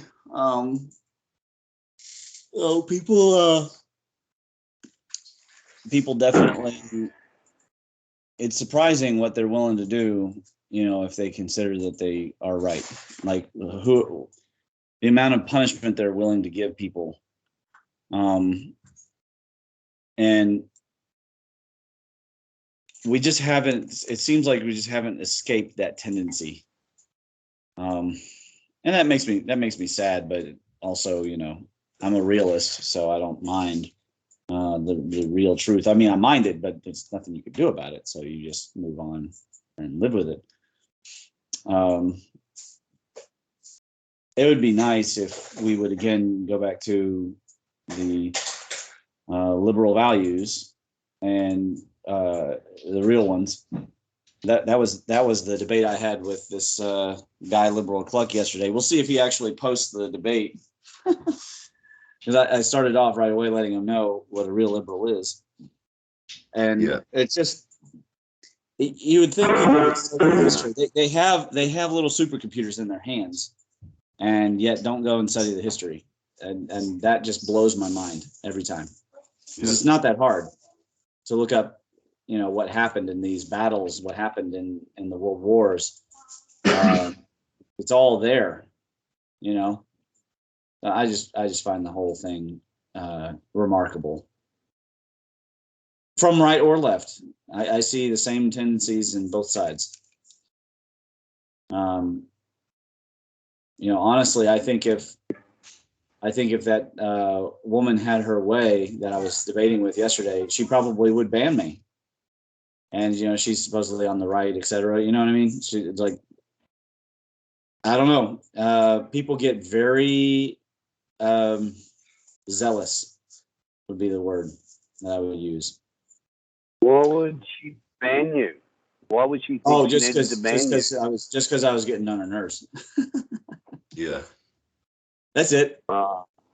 Yeah, I mean, not any particular good reason, but just because people get mad when they aren't able to get the.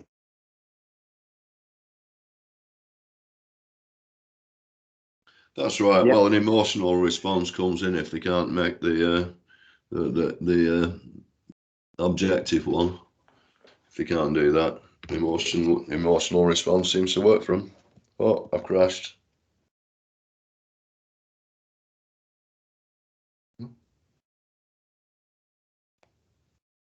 Crashed. Oh. What do you mean you crashed? Oh no, I haven't. I couldn't hear anything. No, you're still there. No, you're still there. Okay. Yep. Yeah. No. But I agree with you, Ramon. I've got nothing personal with anybody making money, but there has to be the ethics. Do you make the money at the expense, I suppose, of other people's lives? I suppose that's really it, isn't it? It's the ethics of it. I've got no problem with Facebook. If people are told how it works and they agree to it, well, that's up to them. Yeah, that's right. Right. And I do get a bit when they send out these, like what they call it, the agreement to use it and that, and it's about 100 pages of just muddly lawyer talk. You didn't save before the crash? It's gotta be there then. Sorry guys, there's some kind of thing came in and said political call, whatever that means. So kind of bizarre. Oh. I don't remember what we were talking about, but I got to be wrapping it up. Me and the kids got to be moseying onto the road. It's beautiful out here. All wind is blowing. The leaves are changing. I'm totally looking for it. Yeah. Where are you heading today? To the Appalachians. We'll probably go to Frenchburg to visit my friend and look at the property. Or we will go south. I got to give him a call again. He was supposed to call me back. But looking at maybe I'll buy out there, a place as kind of like a safe haven, Either way, we'll get out there and see the beautiful trees and whatnot. And enjoy the bounty of life and the bounty of nature. I mean, I hope people are getting out there and enjoying it, especially quote while they can. Not to be a downer or anything, but we are living in that kind of world where they want to limit all that kind of stuff. So that's exactly right. Yeah. That's the big problem. I think if you've got a big enough chunk of land, you can isolate yourself from a lot of it, can't you? You know, at least. Plus, we have guns. Yeah, well, that helps. Yeah, I mean, we've got to resort to other things, but at least, that's the nature of that. Yeah, I mean, once upon a time, you were fairly safe on the streets, but not these days. There's all sorts of idiots about, just complete knobheads, you know. 100%. Yeah. I believe don't you guys say knobs? There's plenty of knobs about. Yeah, that's right. Knobhead. Well, knobhead is what we. Knobhead, yeah, tossers. Yeah. I've got a fairly extensive Cockney lingo. Well, no, this is North. This is it's totally different to Cockney, but yeah, okay, I mean, but I reckon most of our swear words. I mean, we've got an extensive vocabulary of swear words, you know. I'm gonna need an extensive list of English and Australian swear words. I'm gonna need this in spreadsheet form. Yeah. Well, if Let's Go Brandon works so well, let's really dig in. Let's find out what else. we can have a little bit of fun with some memes with this, couldn't we? But yeah, absolutely. Americans would be scratching their heads, and the rest of the world would be cackling. Yeah, anyways, that's right. Guys, it's been a lot of fun. It's definitely a nice way to start the day and end the day for you for the most part. And we'll talk again. Then for me, start for Nick. We will. No worries. All right. Cool. Yeah, nice one, chaps. No worries. Catch